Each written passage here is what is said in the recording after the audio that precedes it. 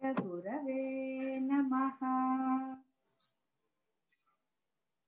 శివాయ గురవే నమః. శివాయ గురవే నమః.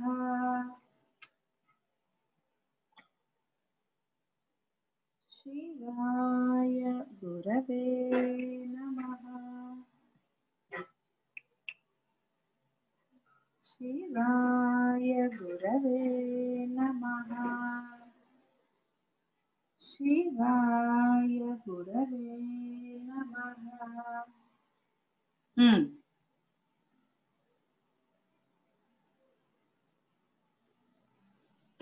అమ్మా నమస్కారం అమ్మా.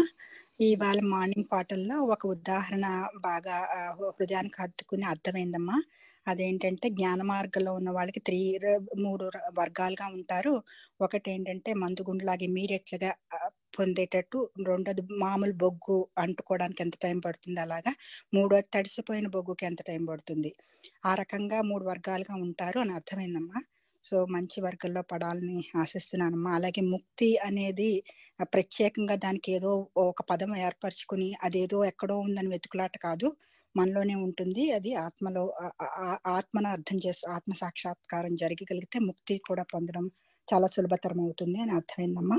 రెండు ఆచరణలో పెట్టడానికి ప్రయత్నిస్తానమ్మా. నమస్కారం అమ్మా. పాదాభివందనాలమ్మా. పాదాభివందనాలు గురువు గారు. చెప్పండి. అంతా ఆత్మస్వరూపే. ఆత్మను గురించి ఆత్మను గనుక తెలుసుకుంటే అంత ఆనందమేనని తెలిసింది తల్లి. అది ఆచరణలో పెట్టున్నాను. ఆ పరబ్రహ్మ అతీతుడు, నిరంకారుడు, సూక్ష్ముడు, చిదానందుడు, చిన్మయుడు అని ఆ పరమాత్మను పొందటానికి దైవార్చన, నామస్మరణ తల్లి శ్రద్ధగాను ఆనందంగాను చేసి ఆచరణలో పెడుతున్నాను తల్లి. ఆ బ్రహ్మని నేను దైవంగా గుర్తించాను తల్లి. అన్నిటికీ ఆవలు ఉన్నవాడు ఆ పరబ్రహ్మే, ఆ పరమాత్ముడు.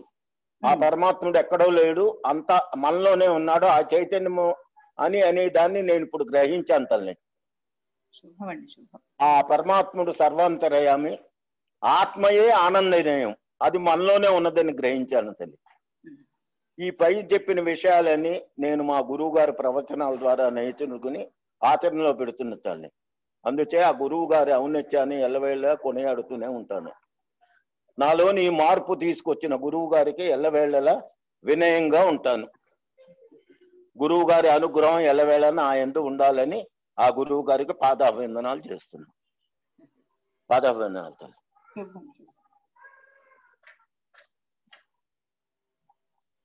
అమ్మ నమస్తే అమ్మా.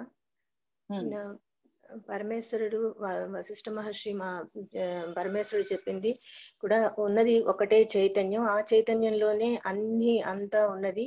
అంత చైతన్యానికి మినహాగా వేరే ఏమీ లేదు, అంతా అందులోనే ఉంది. కాబట్టి ఆ చైతన్యమే నిరకార పరబ్రహ్మం అని తెలిసిందమ్మా. నిన్న పొద్దున పాఠంలోను, సాయంత్రం పాఠంలో మళ్ళీ చెప్పారమ్మా. రమణ మహర్షి వాక్యాల్లో కూడాను, అందులో కూడాను అంతే ఉన్నది ఆత్మే. ఆ ఆత్మే అంతా వ్యాపించి ఉంది, అందరిలోనూ ఉంది, అంతా తానే అయి ఉంది. అది దాని నియతి ప్రకారమే అన్ని జరుగుతాయి తప్పిస్తే ఇంకా ఏమీ లేదు.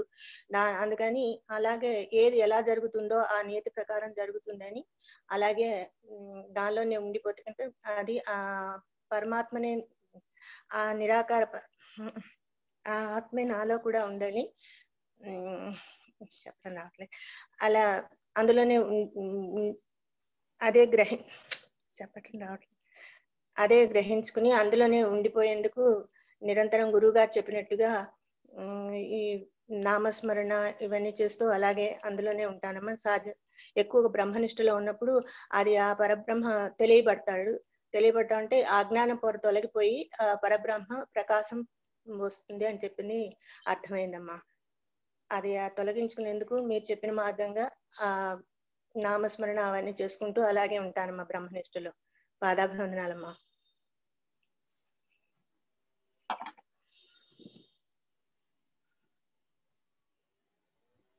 అమ్మా నమస్కారం అమ్మా. నిన్న చెప్పినట్టు 3 వర్గాల్లో నేనైతే 3వ వర్గంలో ఉండేదాన్నమ్మా. తర్వాత మీ వల్ల 2వ వర్గం వరకు వచ్చాను. ఇప్పుడు ప్రెసెంట్ అయితే ప్రస్తుతం అయితే ఫస్ట్ దాంట్లో ఉండాలనుకుంటున్నాను. అలాగే ఉండేలా ఆశీర్వదించండి అమ్మా. పాదాభివందనాలమ్మా.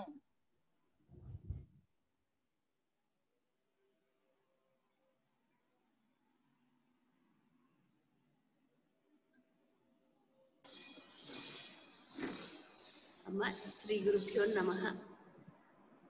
అమ్మ నిన్న పొద్దున పాఠంలో అర్థమైంది ఏమిటంటే మన స్వప్నంలో విషయాలు ఎలా అయితే నిజం కావో, ఎండమావిలో నీరు ఉన్నట్టుగా కనిపించినా అక్కడ నీరు ఎలా ఉండదో ఈ జగత్తు కూడా అలాగే నిజమైంది కాదు, అలా పరబ్రహ్మ యొక్క చైతన్యంలో అలా ఉన్నట్టుగా కనిపిస్తుంది. ఇది నిజం కాదు, ఉన్నదే పరబ్రహ్మ. అందటిలో కీటకం నుంచి బ్రహ్మ వరకు ఉన్నదే పరబ్రహ్మ అని బాగా అర్థమైందమ్మా. మీరు చెప్పిన విషయాలన్నీ నామస్మరణ అవన్నీ ఆచరణలో పెడతానమ్మా. నమస్కారం అమ్మా, పాదాభివందనాలు.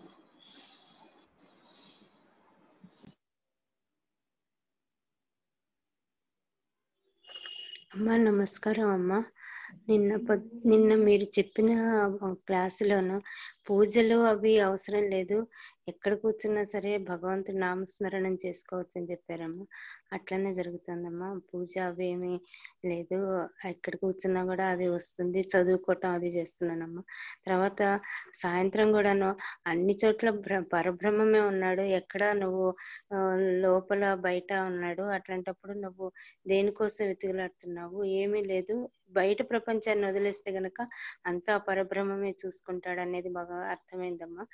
ఆ రకంగానే ఉండాలని కోరుకుంటున్నానమ్మా. అట్లానే చేస్తున్నానమ్మా. మీ ఆశీర్వచనం కావాలమ్మా. పాదాభివందనాలమ్మా. నమస్కారం అమ్మా. పరమాత్మ బ్రహ్మాండాలకు అవతల బ్రహ్మాండంలోనూ మొత్తం అంతా వ్యాపించి ఉన్నాడు. ఆయన గురించి మనం చెప్పటానికి మాటలు అనేవి చాలవు, అది కేవలం అనుభవం ద్వారానే తెలుసుకోవాలి. ఈ సృష్టిలో ఉన్నవన్నీ కూడా దేనికి ఏ పదార్థానికి ఆ పదార్థానికి ఆత్మ రూపంలో పరమాత్మ నిలవై ఉన్నాడు. అది తెలుసుకోవటానికి కోసమని, అది మనం అనుభవం పొందటం కోసమని ఈ నామస్మరణలు స్తోత్రాలు ఇవన్నీ చేస్తుంటే మనస్సు శుద్ధమయ్యి అది ఆయన తెలుసుకోగలుగుతామని ఇవన్నీ చెయ్యాలని చెప్పని అర్థమైందమ్మా. తర్వాత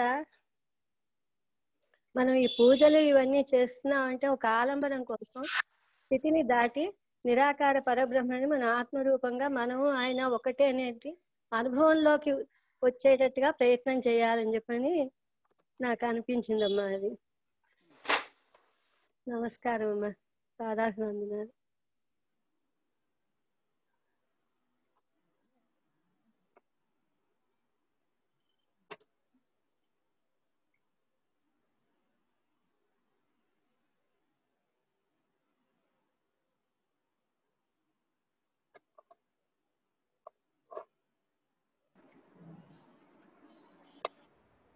వశిష్ఠుల వారు చెప్తున్నారు, తండ్రి నాదొక చిన్న సందేహం. ఈ కనపడేదంతా చిత్ వ్యాప్తమే అయినప్పటికీ శరీరం మరణించినప్పుడు మూర్ఛిల్లినప్పుడు అది చేష్టా విలీనమై ఒక రాయి రప్పలాగా ఉంటుంది కదా. అంటే ఈ శరీరం మొట్టమొదట చైతన్యవంతమై మరొకప్పటికి చిత్ రహితమవుతోంది కదా. ఏమిటి అర్థము? చైతన్యం ఈ విధంగా ఎందుకు ఒకప్పుడు దేహమునందు ప్రత్యక్షమై మరొకప్పుడు అంతర్ధానం అవుతోంది అని అడిగాడు. ఇది అసలు మనకి రావాల్సిన సందేహం, అసలు ఎందుకు ఇలా జరుగుతోంది. సరే, మనం అప్పుడు వచ్చినా కూడా అది బ్రహ్మ నియతి అనేసాం కదా.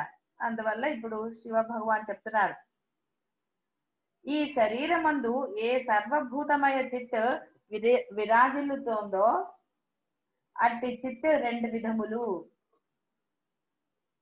కర్తృత్వ భోక్తృత్వ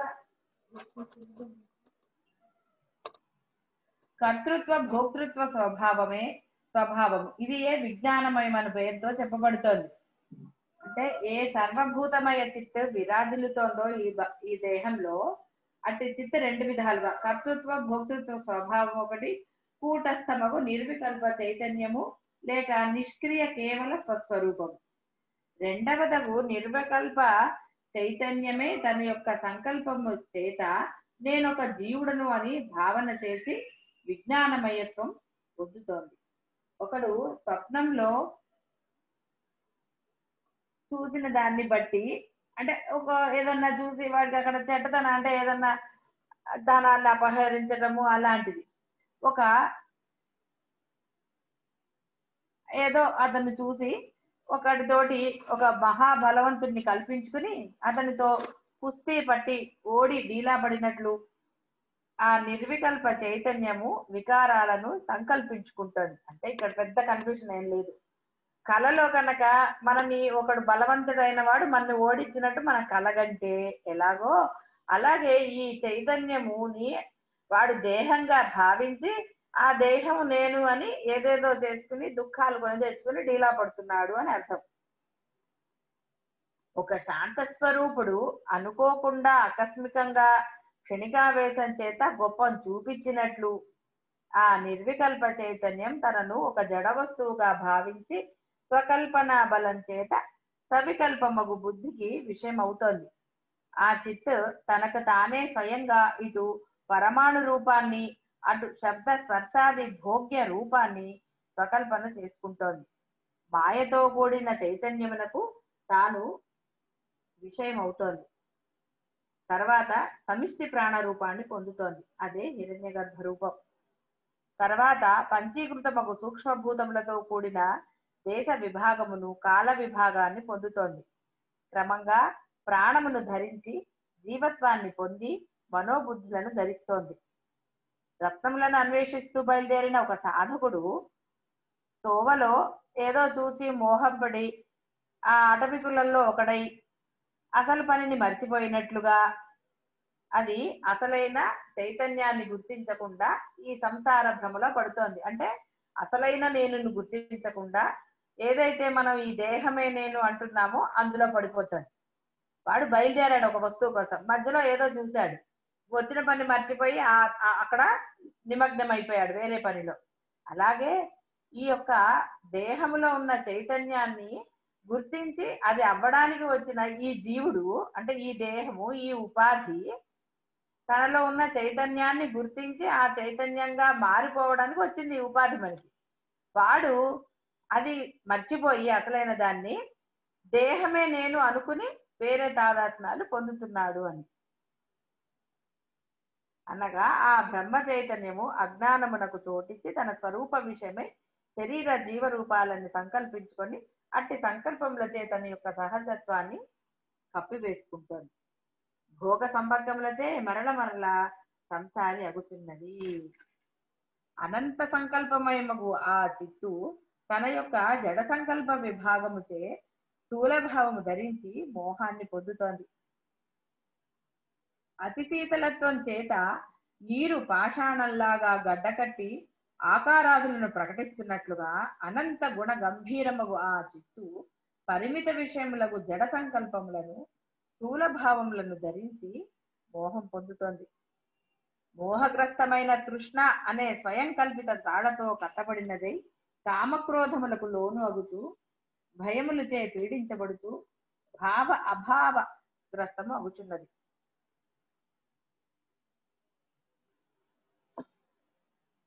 తన యొక్క అనంతతత్వమును అప్రమేయత్వమును నిత్యత్వమును బొత్తిగా మరిచి పరిచ్ఛిన్నత్వమును భావన చేస్తూ కునికిపాటు పడుతోంది. దుఃఖం అనే భయంకర అగ్నిచే దహించబడుతోంది. అశుభమగు శోకంతో వ్యాకులమై అయ్యో ఇప్పుడు ఈ దుఃఖమోహంలే ప్రత్యక్షంగా నా స్వభావం అయిపోయాయే, ఏం చెయ్యాలి, ఎవరు నన్ను కాపాడుతారు, దైవమా ఎక్కడున్నావని వగర్చుతూ ఈ శరీరాన్ని నమ్మి నానా తిప్పలు పడుతోంది. నాకు అండా తోడు కావాలి, ఈ శరీరంతో ఏర్పడే బాల్య యవ్వన వార్ధక్యాలు నాకే చెందినవి అనుకుంటోంది. ఒక గొప్ప అడవి ఏనుగు బురదలో చిక్కుకొనినట్లు మహత్తరమగు ఈ చిత్ అపార సంసార వికారములు విడువలేక కొండరాళ్ల మధ్య చిక్కుకున్న జింకలాగా దిక్కుతోచగా భ్రష్టమై బాధాపరితప్తమై గావు కేకలు వేస్తోంది. అనేక సుఖదుఖములకు దీనత్వమునకు తన అంతరంగమే ఉత్పత్తి స్థానమని గమనించలేకపోయింది. చిన్న పిల్లవాడు బాటలో నడుస్తూ ఎదురుగా ఊహాజనితమైన దయ్యమును చూసి ఇహ భయ వికారములను పొంది వెనుకకు తిరిగి పరుగులు తీస్తూ గావుకేకలు పెడుతున్నట్లుగా ఈ చిత్తు ఊహచే ఆపదలను కల్పించుకొని భ్రమపూర్వకము స్వయం కల్పితమగు సంసార అరణ్యంలో పరుగులు పెడుతోంది. తుచ్చ విషయాలలో క్రింద మీద పడుచు దోషజాలములలో చిక్కుకొని అధపతనం పొందుతోంది. అనవసరమైన విషయాల పట్ల ఏది చెయ్యాలో అది చెయ్యకుండా నానా తిప్పలు పడి దానికోసమని లేనిపోని దుఃఖాలను కొని తెచ్చుకుంటారు. మనం కూడా ఆ విధంగానే బ్రహ్మము తెలిసినా కూడా బాహ్య విషయాల పట్ల లేనిపోని మోహాలు, లేనిపోని ద్వేషాలు, ఈ లేనిపోని ఇవన్నీ పెట్టుకుని అసలైన ఆ యొక్క బ్రహ్మ అనుగ్రహానికి దూరం అవుతున్నాం. అది మనం అందరం గుర్తించాలి. అతను ఎంతో కరుణా స్వరూపంగా మనకి ఇచ్చారు. అదే విధంగా మనకి ఆ అరుణాచలంలో ఆ రమణ మహర్షి మనకి ఏర్పాటు చేసినప్పుడు మనము దాని యందు ఆ యొక్క రమణుల ఆజ్ఞ కోసమే చూడాలి తప్ప మనవి మామూలు విషయాలు పెట్టి అక్కడ లేనిపోనివి తెచ్చుకోకూడదు. అంటే ఆ మన ఆలోచనలు మన ఇది పెట్టుకుంటే ఆ యొక్క అనుగ్రహాన్ని పోగొట్టుకున్న వాళ్ళు అవుతాము. తర్వాత వగచి లాభం లేదు. అందువల్ల ఎవరూ కూడా ఆ అనుగ్రహాన్ని పోగొట్టుకోకండి. ఆ అనుగ్రహం అనేది అంత తేలికైనది కాదు. మనకి ఎలా జరిగింది, ఎక్కువ కష్టపడకుండా దొరకటం వల్ల మనము దాని యందు ఏమాత్రం కూడా పూర్ణ విశ్వాసము పెట్టట్లేదు, ఇవ్వవలసినంత గౌరవం కూడా ఇవ్వట్లేదు. మనం ఆ దాని పట్ల భయభక్తులు అంటే గౌరవంతో, అభిమానము, ప్రేమతో ఉండే ఇవి కావాలి. ఆ యొక్క అనుగ్రహం పట్ల అయ్యో నేను చేసింది ఏమాత్రము అయినా సరే నాకు ఈ యొక్క అనుగ్రహాన్ని ఆయన ఇచ్చారే, ఇది నేను ఎట్టి పరిస్థితుల్లోనూ పోగొట్టుకోకూడదన్న భయం ఉండాలి తప్ప గౌరవం అది ఉండాలి. కానీ అనవసరమైన ఈ తుచ్చమైన బాహ్య విషయముల పట్ల లేనిపోనివన్నీ పెట్టుకుని అనుగ్రహానికి దూరం అవుతున్నారు.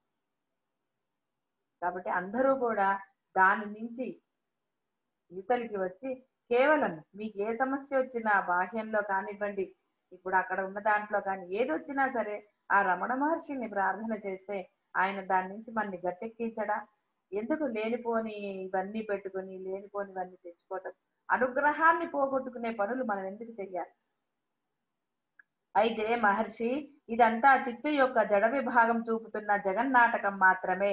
ఎందుకంటే ఆ చైతన్యం యొక్క కూటస్థ విభాగం నిర్వికల్పమై నిర్విభాగమై నిశ్చింతగా ఎక్కడ ఉండాలో అక్కడే ఉంది. చూసారా, చిత్తు యొక్క జడ విభాగం చూపుతున్న జగన్నాటకం మాత్రమే ఇదంతా.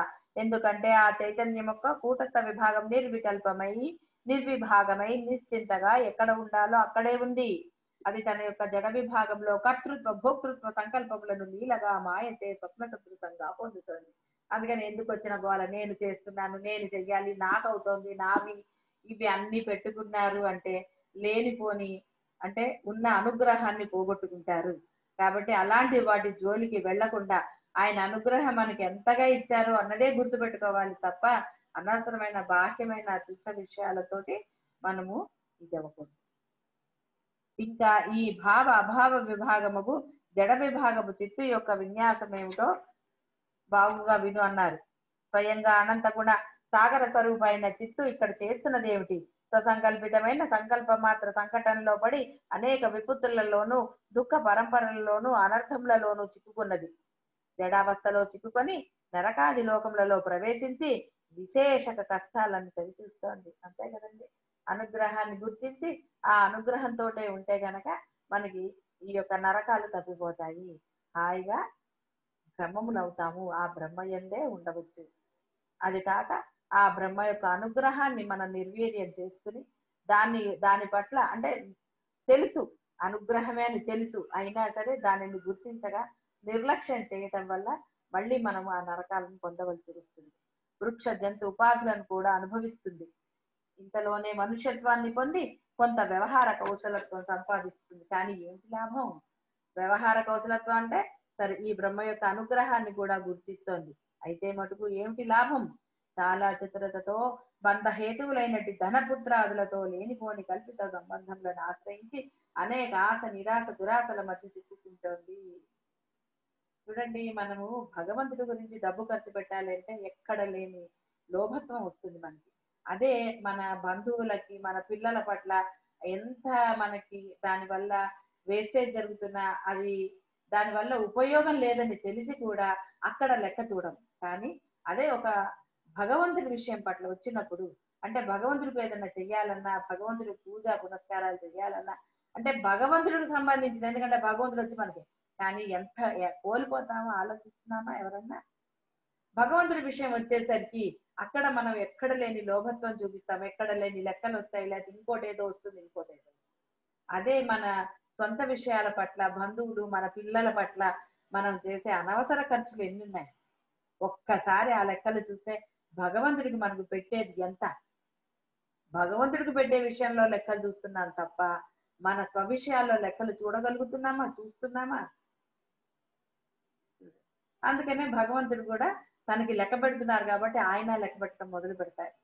ఆయన ఎప్పుడైతే లెక్క పెడతాడో ఆయన యొక్క అనుగ్రహాన్ని మనం పోగొట్టుకున్న వాళ్ళం అంటాం. తేడా అదే, చిన్న తేడా.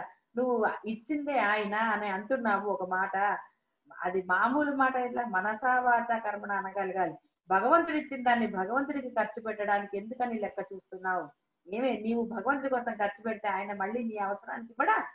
చూసారా, ఆ నమ్మకమే లేదు. మరి ఖర్చు పెట్టేస్తే చూసుకోవాలి కదా, రేపు ఎలాగానే ఆలోచిస్తున్నావు తప్ప అరే భగవంతుడు కదా, ఆయన ఇచ్చిందే కదా ఈ రోజు నాకు ఇంత ఉంది అంటే అది భగవంతుడి యొక్క అనుగ్రహం కదా. ఆ అనుగ్రహం లేక కదా ఎన్నో లక్షలు కోట్లు నేను వ్యర్థం చేసుకున్నాను. ఇప్పటికైనా నా యొక్క ధనాన్ని నేను భగవంతుడి కోసం వినియోగించి నేను దాన్ని సద్వినియోగం చేసుకుంటాను. ఎస్, నా గురించి ఆయన చూస్తాడు, నేను చూడవలసిన అవసరం లేదు. ఇన్నాళ్ళు అడిగితే ఇచ్చాడా, ఇక ముందైనా అడగడానికి నేను దాచుకోవడానికి కూడా అన్న ఒక చిన్న సూక్ష్మం మనకి ఎందుకు అర్థం కావట్లేదు తెలియదు.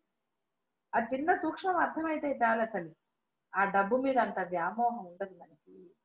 డబ్బు నువ్వు సృష్టించావా? నువ్వు అనుకుంటే వచ్చిందా? నీ తెలివితేటలతో వచ్చిందా? అది ఏది ఇందులో ఒక్కటైనా నిజమైన మాట ఉందా? ఏదీ లేదు. అన్నీ కూడా ఆ చైతన్యవే, ఆత్మ ప్రసాదించినవే అవన్నీ కూడా. మరి అలాంటప్పుడు ఆత్మ కోసం మనం ఖర్చు పెడుతున్నప్పుడు ఎందుకని ఆలోచన వస్తుంది? ఎందుకని అక్కడ త్యాగం చేయలేకపోతున్నాం భగవంతుడి విషయంలో? అక్కడ ఎటువంటి పరిస్థితుల్లో అప్పులు చేయము, త్యాగాలు చేయము, ఏది చేయము. మరి అదే ఈ లౌకికము, తుచ్చమైన బాహ్యము, ఈ సంబంధాల బాంధవ్యాల పట్ల ఎంత డబ్బు మనం వృధా చేస్తున్నాం. ఇదేమన్నా ఉపయోగపడేదా? ఈ బంధాలు మళ్ళీ మనకి ఎక్కడన్నా కలుస్తాయా? ఈ బంధాల పట్ల మనకి ఏదన్నా ఉందా? మనకి లేదు, వాళ్ళకి లేదు. బంధాలన్నీ కూడా స్వప్నతుల్యం లాంటివి అని ఎన్నిసార్లు మనం చెప్పుకున్నాం. అక్కడ వాటి కోసం మనం అప్పులు చేస్తాము, త్యాగాలు చేస్తాము, ఎన్నైనా చేస్తాము. అసలు రెండో థాటే ఉండదు మనకి, అసలు రెండో ఆలోచనే ఉండదు. ఎంతకైనా సరే అంటాం మనం.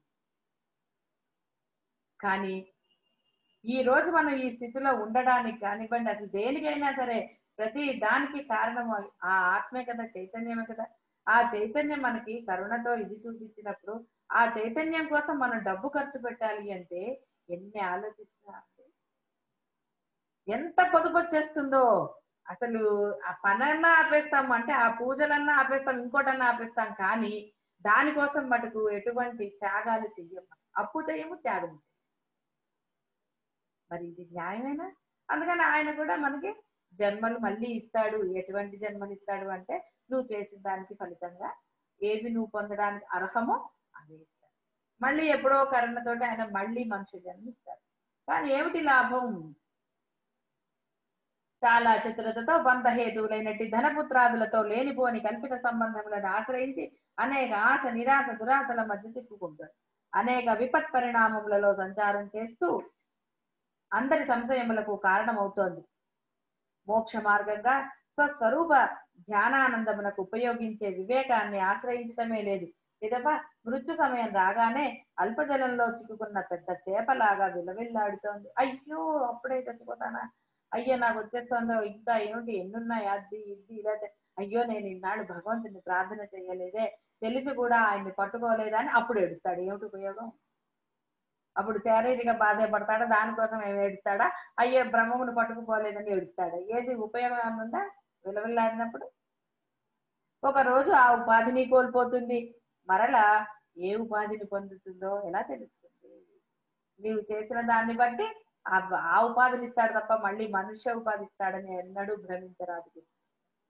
ఆహా, బాల్యము అసమర్థతతోనూ, యవ్వనము చింత దుర్వ్యసనములతోనూ, వార్ధక్యము దుఃఖములతోనూ గడిచిపోతుండగా అప్పుడు ఏమి చేయలేము. పెద్దవాడి మీద ఆధారపడతామనో ఇంకోటనో తెలుసో ఏది చేయలేము.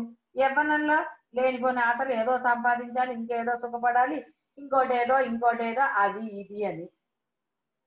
ఇక ముసలితనం వచ్చిందంటే అప్పుడు అసమర్థత కొంత, ఇది కొంత, డిపెండెన్స్ కొంత, ఇక నానా రకాలు. అందరూ ఒకలాగున్నారా వార్ధక్యం వచ్చాక? లేరు కదా, నానా రకాలు.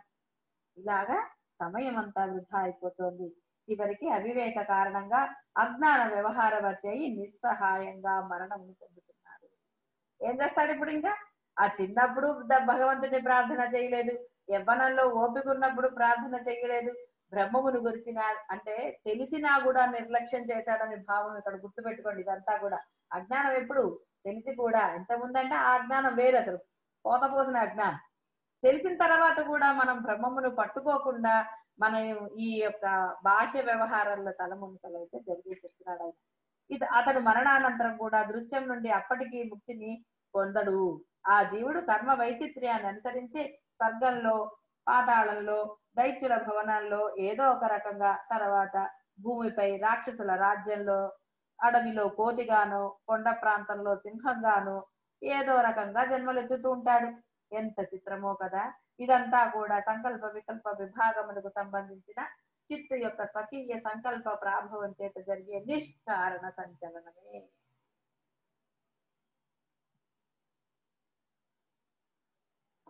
స్వకీయమైన అంటే తెలిసిన తర్వాత కూడా భగవంతుని ప్రార్థించకపోవటం, ఎలా ఉండాలో తెలిసి కూడా ఉండకపోవటము, కరుణను గుర్తించి కూడా ఆ కరుణ యందు ఉండకపోవటము, ఇంకా బాహ్యంలోనే మనము తాదాత్మ్యం చెందటం వల్ల ఈ యొక్క జన్మలు, భయంకరమైన జన్మలు చాలా ఈ మధ్యలో ఉన్నాయి, నేను వదిలేశాను. అవన్నీ పొందవలసి వస్తుందని చెప్తున్నారు. అయితే ఆ చైతన్యమే నారాయణుడై క్షీరసాగరాన్న శయనిస్తున్నాడు. కైలాసంలో త్రిలోచనుడై అర్ధనారీశ్వర స్వరూపంతో విరాజిల్లుతున్నాడు. దేవతలకు పరిపాలకుడై ఇంద్రసింహాసనం అధిరోహించి 3 లోకములను పాలిస్తున్నాడు. మేఘమై వర్షాలిస్తున్నాడు. వాయురూపుడై భౌతిక దేహములన్నిటినీ స్పందింపచేస్తున్నాడు. క్షణాలు, నిమిషాలు, సంవత్సరాలు, యుగాలు, మన్వంతరాలై కాలరూపమున సదా ప్రవహిస్తూనే ఉన్నాడు. ఒక చోట రసస్వరూపుడై వృక్షాదుల బీజ రూపంగా ఉన్నాడు. ఇంకొక చోట పాషాణ స్వరూపుడై మౌన ముద్ర వహిస్తున్నాడు.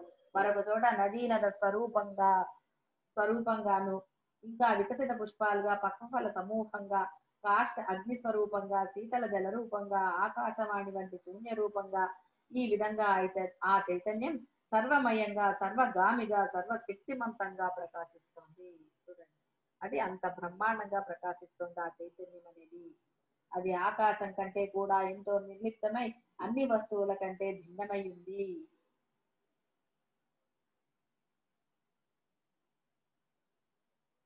నీరు స్పందించి తరంగములు మొదలైన రూపములను ధరిస్తోంది కదా, అలాగే చైతన్యం కూడా వివర్తం పొంది తనను ఎచ్చట ఏ రూపంగా భావిస్తోందో అక్కడ అట్లే అనుభవమునకు గోచరమవుతోంది.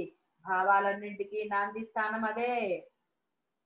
ఆ చైతన్యమే తన వాస్తవ రూపంగా గల ఈ జీవుడు ఒకనొక జన్మ జరా పునర్జన్మల మార్గంలో పయనిస్తూ అనేక యోనులలో పరిభ్రమిస్తున్నాడు.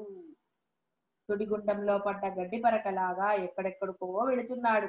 గాడిద తన ఓండ్రకు తానే భయపడినట్టు ఇతడు తన సంకల్పములకు తానే తీసిల్లుతూ ఒక అబల ముగ్ధజంతలము బాలిక వలె ప్రవర్తించు.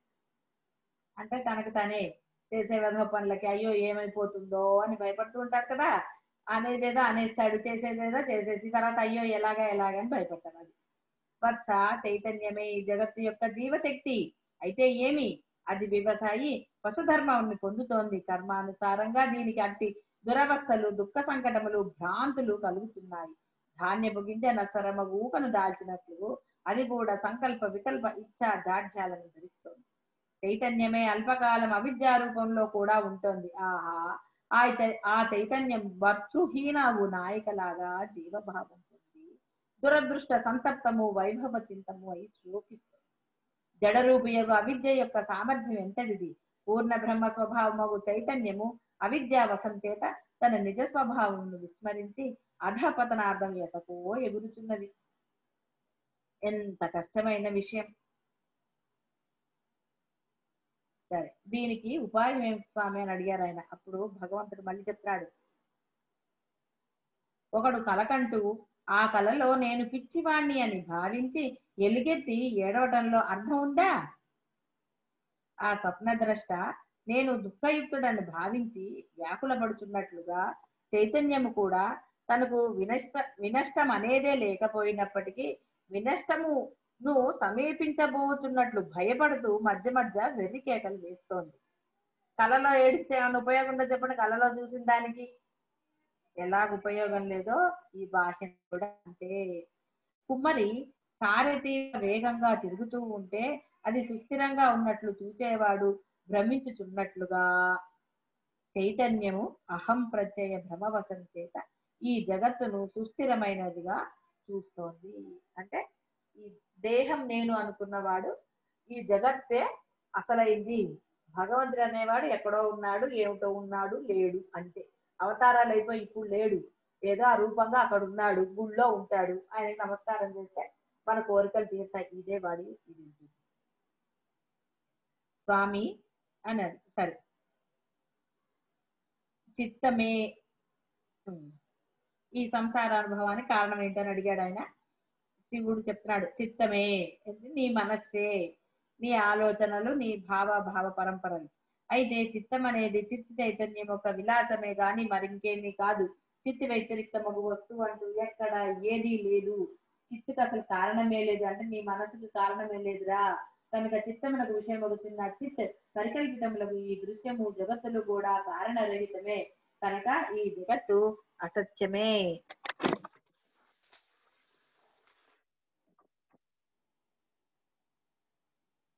అసత్యమైన దానికి కారణం ఏముంటుంది? కథలో మంత్రి రాజును ఎందుకు చంపాడు అనే ప్రశ్నకు సమాధానం కూడా కథలాగానే కల్పితమే కదా. వత్స, అసలు విషయం ఏమిటో విను. పాషాణంలో తైలం ఉంటుందా? చంద్రునిలో నలుపు ఉన్నదా? సూర్యుడు ఉదయిస్తున్నాడు అస్తమిస్తున్నాడు అని లోక ప్రతీతి కదా.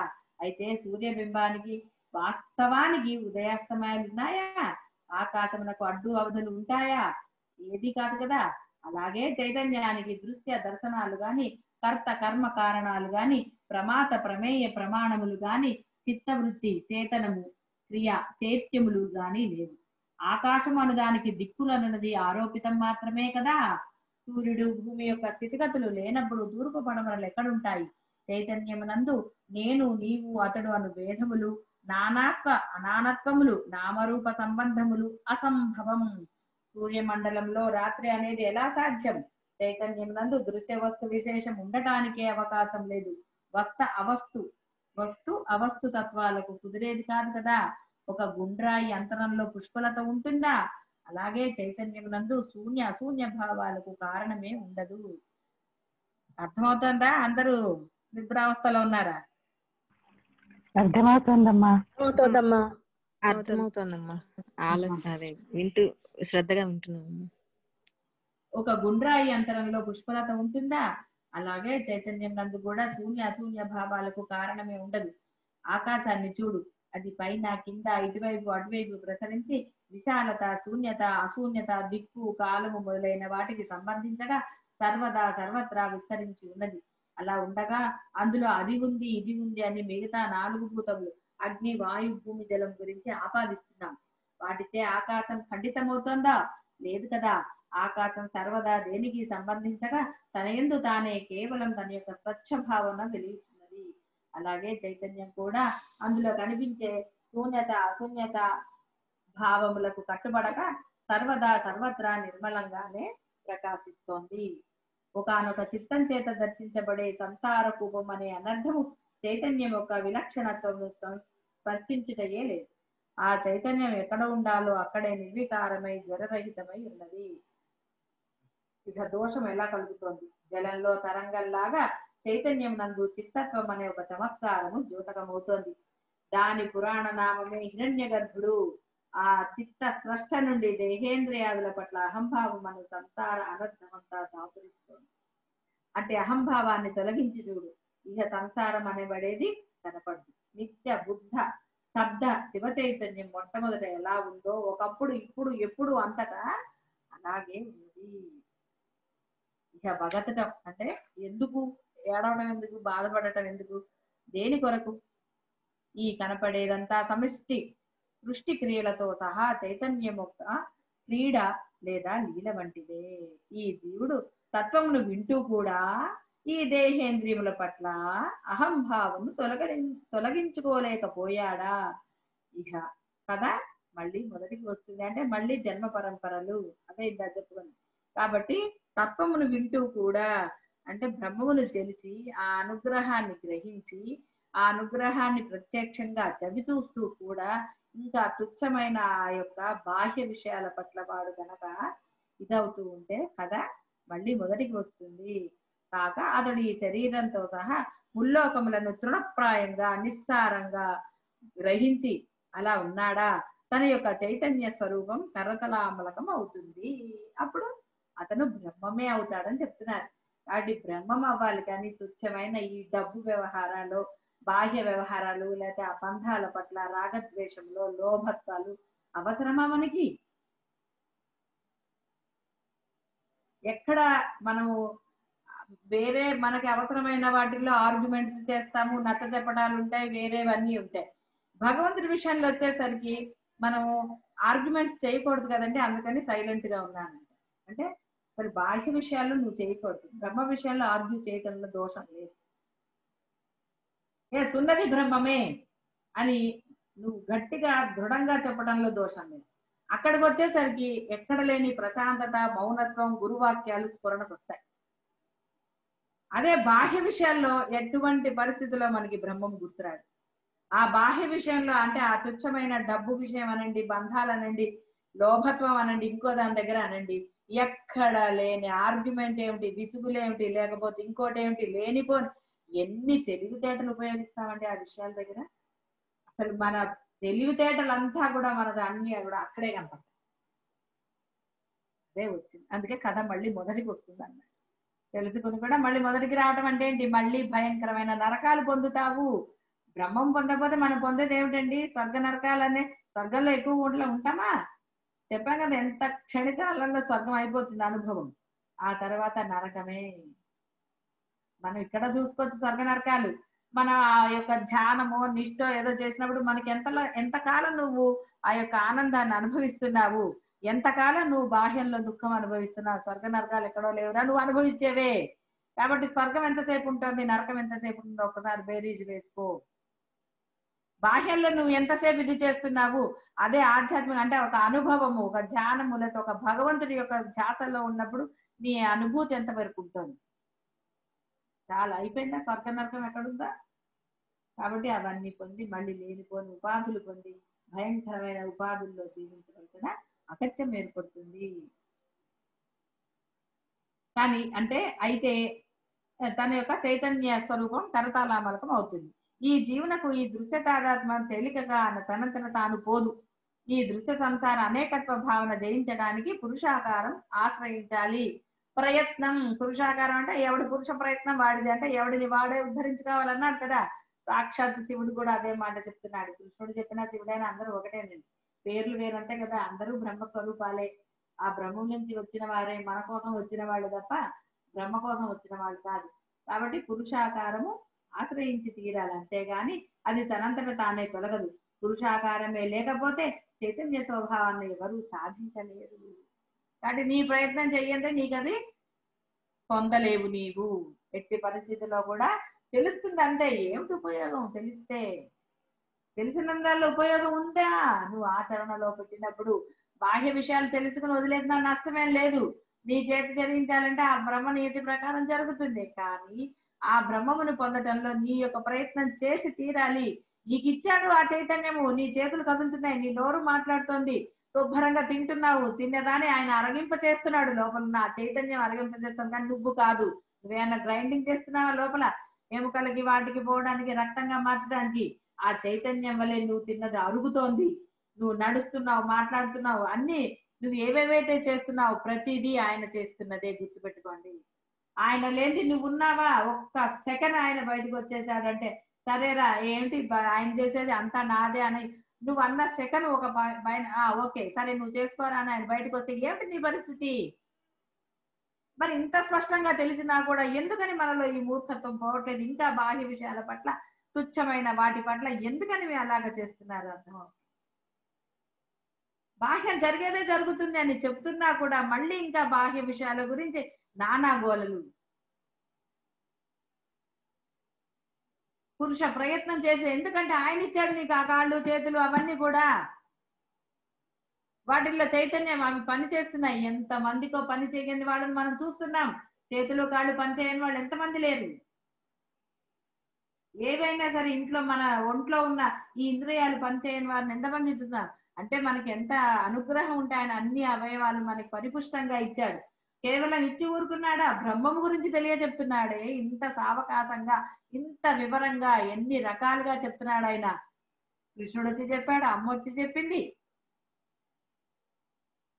సాక్షాత్ శంకరులు భగవత్పాదులు ఆయన వచ్చి చెప్పారు. ఇక మళ్ళీ వశిష్ఠుల వారు వచ్చారని చెప్పి రాముల వారు వింటున్నాడు, రాముల వారు ప్రశ్నలు వేస్తున్నాడు మన కోసం. అలాగే సాక్షాత్ శివుడు కూడా వచ్చాడు ఇక్కడికి.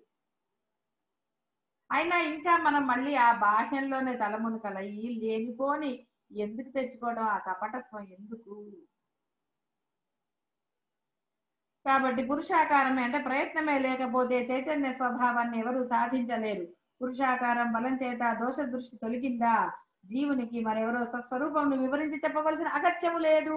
ఇంకెందుకంటే ఎవడో చెప్పాల్సింది ఇంత అవసరమా? కంఠశోష, వృధా కంఠక్షోభో ఏదో ఇవన్నీ అవసరమా? ఎవడు చెప్పాలి? నాకు తెలుసులేబోయ్ అనొచ్చు. ఎవరైనా ఎవరే నీకు తెలుసా ఉన్నది బ్రహ్మమే అంటే నాకు ఎప్పుడో తెలుసు, నేను బ్రహ్మంలే, నేను ఆల్రెడీ బ్రహ్మమే అనొచ్చు. కాబట్టి నీ ప్రయత్నం చేసి నువ్వు సాధించావా? ఇహ ఎవరిది నీకు అవసరమే లేదురా. శాస్త్రాలు సాధక జీవుల పురుషాకారం కొరకై ఈ పూజ మొదలైన ఆయా విధి విధానాలు అందిస్తున్నాయి. అందుకని వాడికి మొదటే బ్రహ్మం గురించి తెలియదు కాబట్టి, తెలిసిన ఆ యొక్క వంశంలో పుట్టాడు అనుకోండి, బ్రహ్మజ్ఞుల ఇంట్లో పుట్టే అక్కర్లేదు, పుట్టగానే పువ్వు పరవళిస్తుంది అన్నట్టుగా వాడు పుట్టినప్పటి నుంచి అలా ఉంటాడు. లేకపోయినా రమణ మహర్షి లాగా 15 ఏళ్లకి అతనికి వస్తుంది. ఇప్పుడు మనకు అవి ఏమీ జరగలేదు కదా, అవి జరగలేదు. అటు పుట్టగానే పరిమళించలేదు, ఇటు రమణ మహర్షి లాగా మనకి భగవంతుడు వచ్చి చెప్పలేదు బ్రహ్మం గురించి. ఏదో పెద్దవాళ్ళు చెప్పారు, పూజలు చేస్తున్నాం. కానీ ఆ పరమాత్మే సంతోషించి మనకి ఆయనే తనంతట తానుగా, అంటే ఆయన పురుష ప్రయత్నం ఆయన చేశాడు, తనంతట తానుగా మనలోకి వచ్చి మన దగ్గరికి వచ్చి మనకి తన యొక్క ఇది విశదీకరించి ఏమిటి ఆయనను పొందటం వల్ల లాభం ఏమిటి, ఎంత సులభాతి సులభంగా అన్నారు నిన్న మొన్న క్లాసులో, సులభాతి సులభంగా పొందవచ్చు అన్నారు. బాహ్యంలో కష్ట సుఖాలు ఏవి ఇక్కడ పడక్కర్లేదు, ఆ రాగద్వేషాలతో పని లేదు, లోభత్వాలతో పని లేదు, ఏది లేదు, నిర్వికారంగా. అందుకే మనసా వాచా కర్మణ, కేవలం వాచా వేదాంతులు కావద్దు. వాచా వేదాంతుల వల్ల ఏమిటండి ఉపయోగం? నీకు నువ్వే ఉపయోగపడినప్పుడు ఎందుకు ఆ వాచా వేద? దానికన్నా మౌనం ఉత్తమం కదా. ఏంటి ఉపయోగం? ఆచరిస్తున్నాను ఆచరిస్తున్నాను అంటున్నారే, ఏమిటి ఆచరిస్తున్నారు? ఏ మేరకు ఆచరిస్తున్నారు? ఎక్కడ ఆచరించాలో అక్కడ ఆచరిస్తున్నారా? బాహ్యమైన విషయాల పట్ల ఆచరిస్తున్నారా? మరి ఎందుకని ఇంకా బాహ్యంలో మనలో ఆ తుచ్చమైన భావాలనండి, లోభత్వం అనండి, ఇంకోటి అనండి, ఎన్ని జరగదు.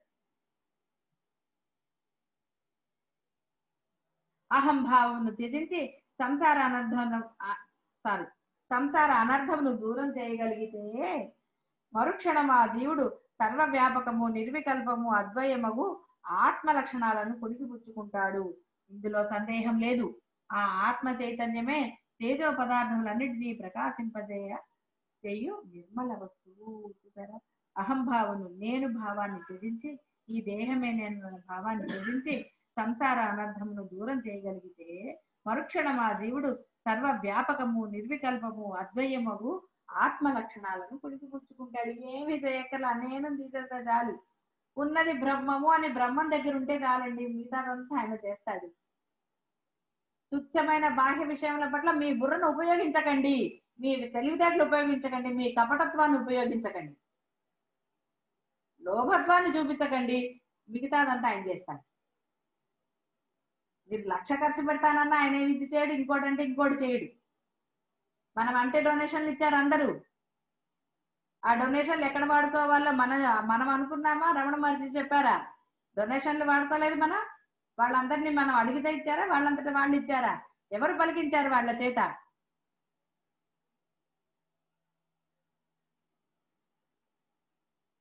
ఇంత తెలిసినా కూడా మళ్ళీ ఇంకా మనం బాహ్య విషయాల పట్ల లోభత్వం చూపిస్తే చాలా కష్టం.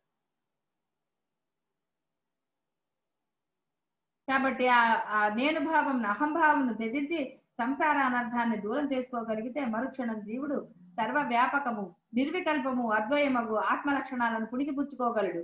ఇందులో సందేహము లేదు. ఆ ఆత్మ చైతన్యమే తేజో పదార్థములన్నిటినీ ప్రకాశింపజేయు నిర్మల వస్తువు అయ్యదే నిత్య ఉదితము, నిర్మనస్కం, నిరంజనం, నిర్వికారం, నిత్య నిర్మలం, సర్వ ప్రకాశకం కూడా. అది ఏ చలిచీమల నుండి బ్రహ్మదేవుని వరకు పిపీలకాది బ్రహ్మ పర్యంతం అన్ని రూపములుగా వెలుగుతున్నది. సర్వత్రా సాక్షిగా స్పందనారహితంగా ప్రకాశిస్తోంది. దానిని మరింకేది ప్రకాశింపచేయుటలేదు. అది మాత్రమే స్వయం ప్రకాశకం. ఈ జీవుని వాస్తవ స్వరూపముకు చైతన్యము నిర్మలం, అప్రమేయం, శాంతం అయినప్పటికీ ఈ దేహములను భావన చేయుట చేత తన స్వభావమును ఏమనిచి వికల్పమవుతోంది. వీడు నేను అన్నప్పుడు అది అందుకని అది సాక్షిగానే ఉంటుంది తప్ప అది అవుతుందనే నువ్వు భ్రమ చెత్తకు అని చెప్తున్నావు. ధూళి మిళితమైన జలం దోషభూయిష్టంగా కనపడినప్పటికీ నీరు స్వయంగా నిర్మలమైనదే కదా. చైతన్యం అజడమై ఉండి కూడా జడంగా కనపడుతోంది. సర్వగామి అయి కూడా సంకుచితత్వం కనపరుస్తోంది. నిర్వికల్పమగు సూక్ష్మ అవస్థలో ఉండి ప్రాణమయమగు ఈ లింగ శరీరం ప్రతిబింబితమగుతున్నది. సూక్ష్మగు దారం యంత్రంలో ప్రవేశించి పెద్ద వస్త్రంగా మారుచున్నట్లు అది హస్తపాదాది అవయవములను తన ఉపకరణములుగా ప్రకటిస్తోంది. ఈ జీవుని యొక్క ఏ వాసనామయ చిత్తమైతే స్వప్నమున ప్రవేశించి ఆ స్వప్నమును గాంచుచున్నదో అది ఏ జాగ్రత్తనందు బయట విషయముల రూపములను అంతరమున బోధ రూపంగాను వెలుగుతున్నది.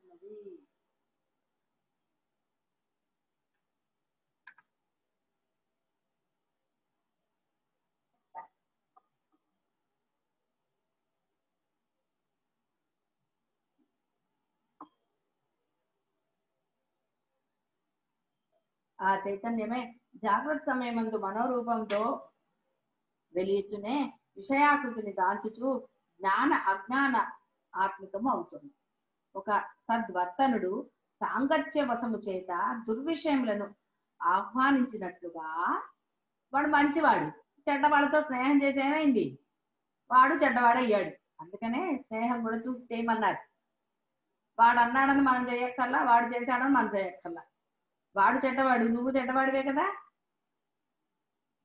అది నిర్మలమగు చైతన్యము ఈ దేహాది ఆకారములను అవధరించి ఇక తదనుకూలమైన చింతలను పొందుతోంది. రాగి బంగారంలో కలియటం చేత ఆ బంగారం రాగి యొక్క రంగు తదితర లక్షణాలను సంతరించుకుంటుంది కదా. ఆ మిశ్రమంలోంచి రాగిని తొలగిస్తే బంగారం తన సహజ సిద్ధ ధవళచాలను వెదజల్లుతుంది. చైతన్యం కూడా అశాశ్వతము కల్పితమగు ఇంద్రియ విషయములతో సంయోగ వియోగ అనుభవాలను పొందుతూ శుద్ధ అశుద్ధ భావనలను తెచ్చిపెట్టుకుంటుంది. అద్దం అపరిశుద్ధంగా ఉన్నప్పుడు ముఖం కనిపిస్తుందా? ఆ అద్దాన్ని శుభ్రపరిస్తే చక్కగా స్వచ్ఛ రూపం కనపడుతుంది. అలాగే అజ్ఞానం వలన జీవ జడ భావములను ఒక అనునిత్య ప్రవంతి వలె కల్పన చేసుకుని ఆ కల్పనలో ప్రవేశించి ఆయా స్థితిగతుల భావనచే బంధమోక్షాది దిగ్భ్రమలను పొందుతున్న ఈ చైతన్యము కూడా తత్వబోధచే మరలా స్వకీయమగు నిర్మల సహజ నిర్వికల్ప స్వభావాన్ని పొందగలదు. తప్పకుండా ఆ చైతన్యం గురించి తెలుసుకొనకపోవటం చేతనే ఈ సంసార సంరంభం అంతా ఉదయించి కలవర పెట్టడం జరుగుతోంది. చైతన్యం యొక్క స్వరూపం ఏమిటో గ్రహించావా? ఇక ఈ సంసారము తుచ్చమై లయమై సరా లేనిదిగా అనుభవం అవుతుంది. గ్రహించాము ఇప్పుడు మనము, కానీ ఇది మార్పు ఎందుకు జరగట్లేదు? అది కదా అసలైన ద్వారా అనుభవం పొందుతున్నారు, తెలుస్తోంది, అన్ని సాక్షిత్వంగా ఎదురుగుండా ఉన్నాయి. అయినా సరే ఇంకా బాహ్యంలో తుచ్చ విషయాల పట్ల లోభత్వం పొందుతున్నాము. అసత్భావం ఆశ్రయించడం జరిగితే అప్పుడు స్వతహా నిత్య స్వభావి అయి కూడా వినాశత్వం ఆపాదించుకోవడం జరుగుతోంది. ఒక పెద్ద కొండ చివర గల మహావృక్షం యొక్క పువ్వు అధపతనం అవుతున్నట్లు సూక్ష్మమగు చిత్తు పదార్థపు అల్పస్పందన ఈ విశాల జీవభావంగా పరిణమిస్తోందని గ్రహించు. ఈ సర్వము చిత్పదార్థం యొక్క స్పందనే కదా. కనుక ఈ బాహ్యముగా కనిపిస్తున్న రూప రసాదుల సత్త కూడా అద్వితీయము చైతన్యమే కదా. ఇక అధ్యస్థములకు అభేదములంటావా, అవి అజ్ఞాన దృష్టి సంభూతము. జ్ఞాన బలం చేత అవన్నీ స్వయంగా లయం అవుతాయి అనగా కల్పిత క్రీడలోని అంతర్గత విశేషముల వంటివి కాగలవు. కాబట్టి నీ యొక్క స్వప్రయత్నం చేత అవన్నీ కూడా లయం అయిపోతాయి. అంటే నిత్య వస్తువు నీకు బోధపడుతుంది.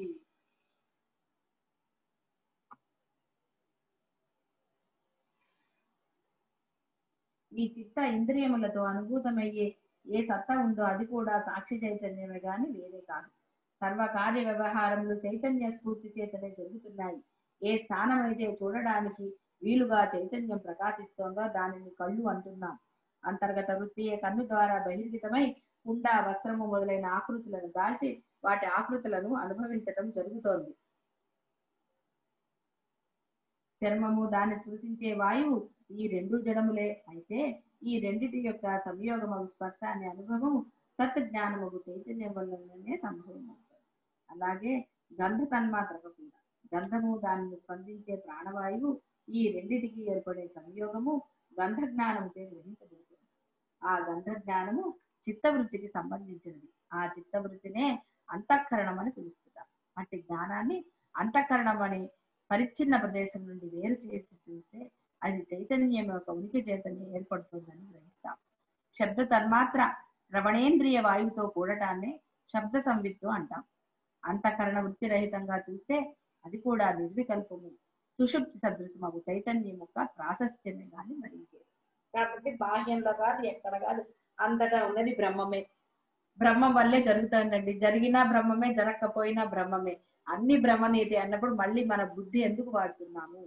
ఆయన బుద్ధి లేకుండా ఉండండి అని మనకి వివేక చూడమంలో మొదటే చెప్పాడు. బుద్ధి లేని వాడికే బ్రహ్మం దొరుకుతుంది అన్నాడు. మనం ఏం చేస్తున్నాం? మళ్ళీ మన బుద్ధులు ఉపయోగిస్తాం, మన తెలివితేటలు ఉపయోగిస్తాం. ఎన్ని ఉపయోగిస్తున్నామండి? అందుచేత చైతన్య రూపమగు చిదాత్మ ఎచ్చటో ఎన్నడో ఏదో నిర్వర్తించిన తర్వాత లభించేది అనటం సరి అయినది కాదు. అందువల్ల అందరూ కూడా అంతటా ఆ బ్రహ్మమే ఉన్నదని గ్రహించి ఈ తుచ్చమైన బాహ్య వాటి పట్ల ఎటువంటి వికారాలు పొందకుండా ఉండగలిగితే సత్వరమే మీ అందరూ కూడా ఆ బ్రహ్మమును పొందగలుగుతారు. శుభం భూయాత్. స్వస్తి.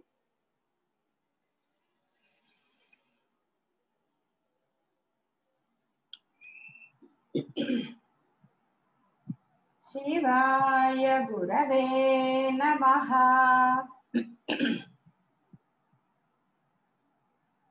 శివాయ గురవే నమః. శివాయ గురవే నమః. శివాయ గురవే నమః. శివాయ గురవే నమః.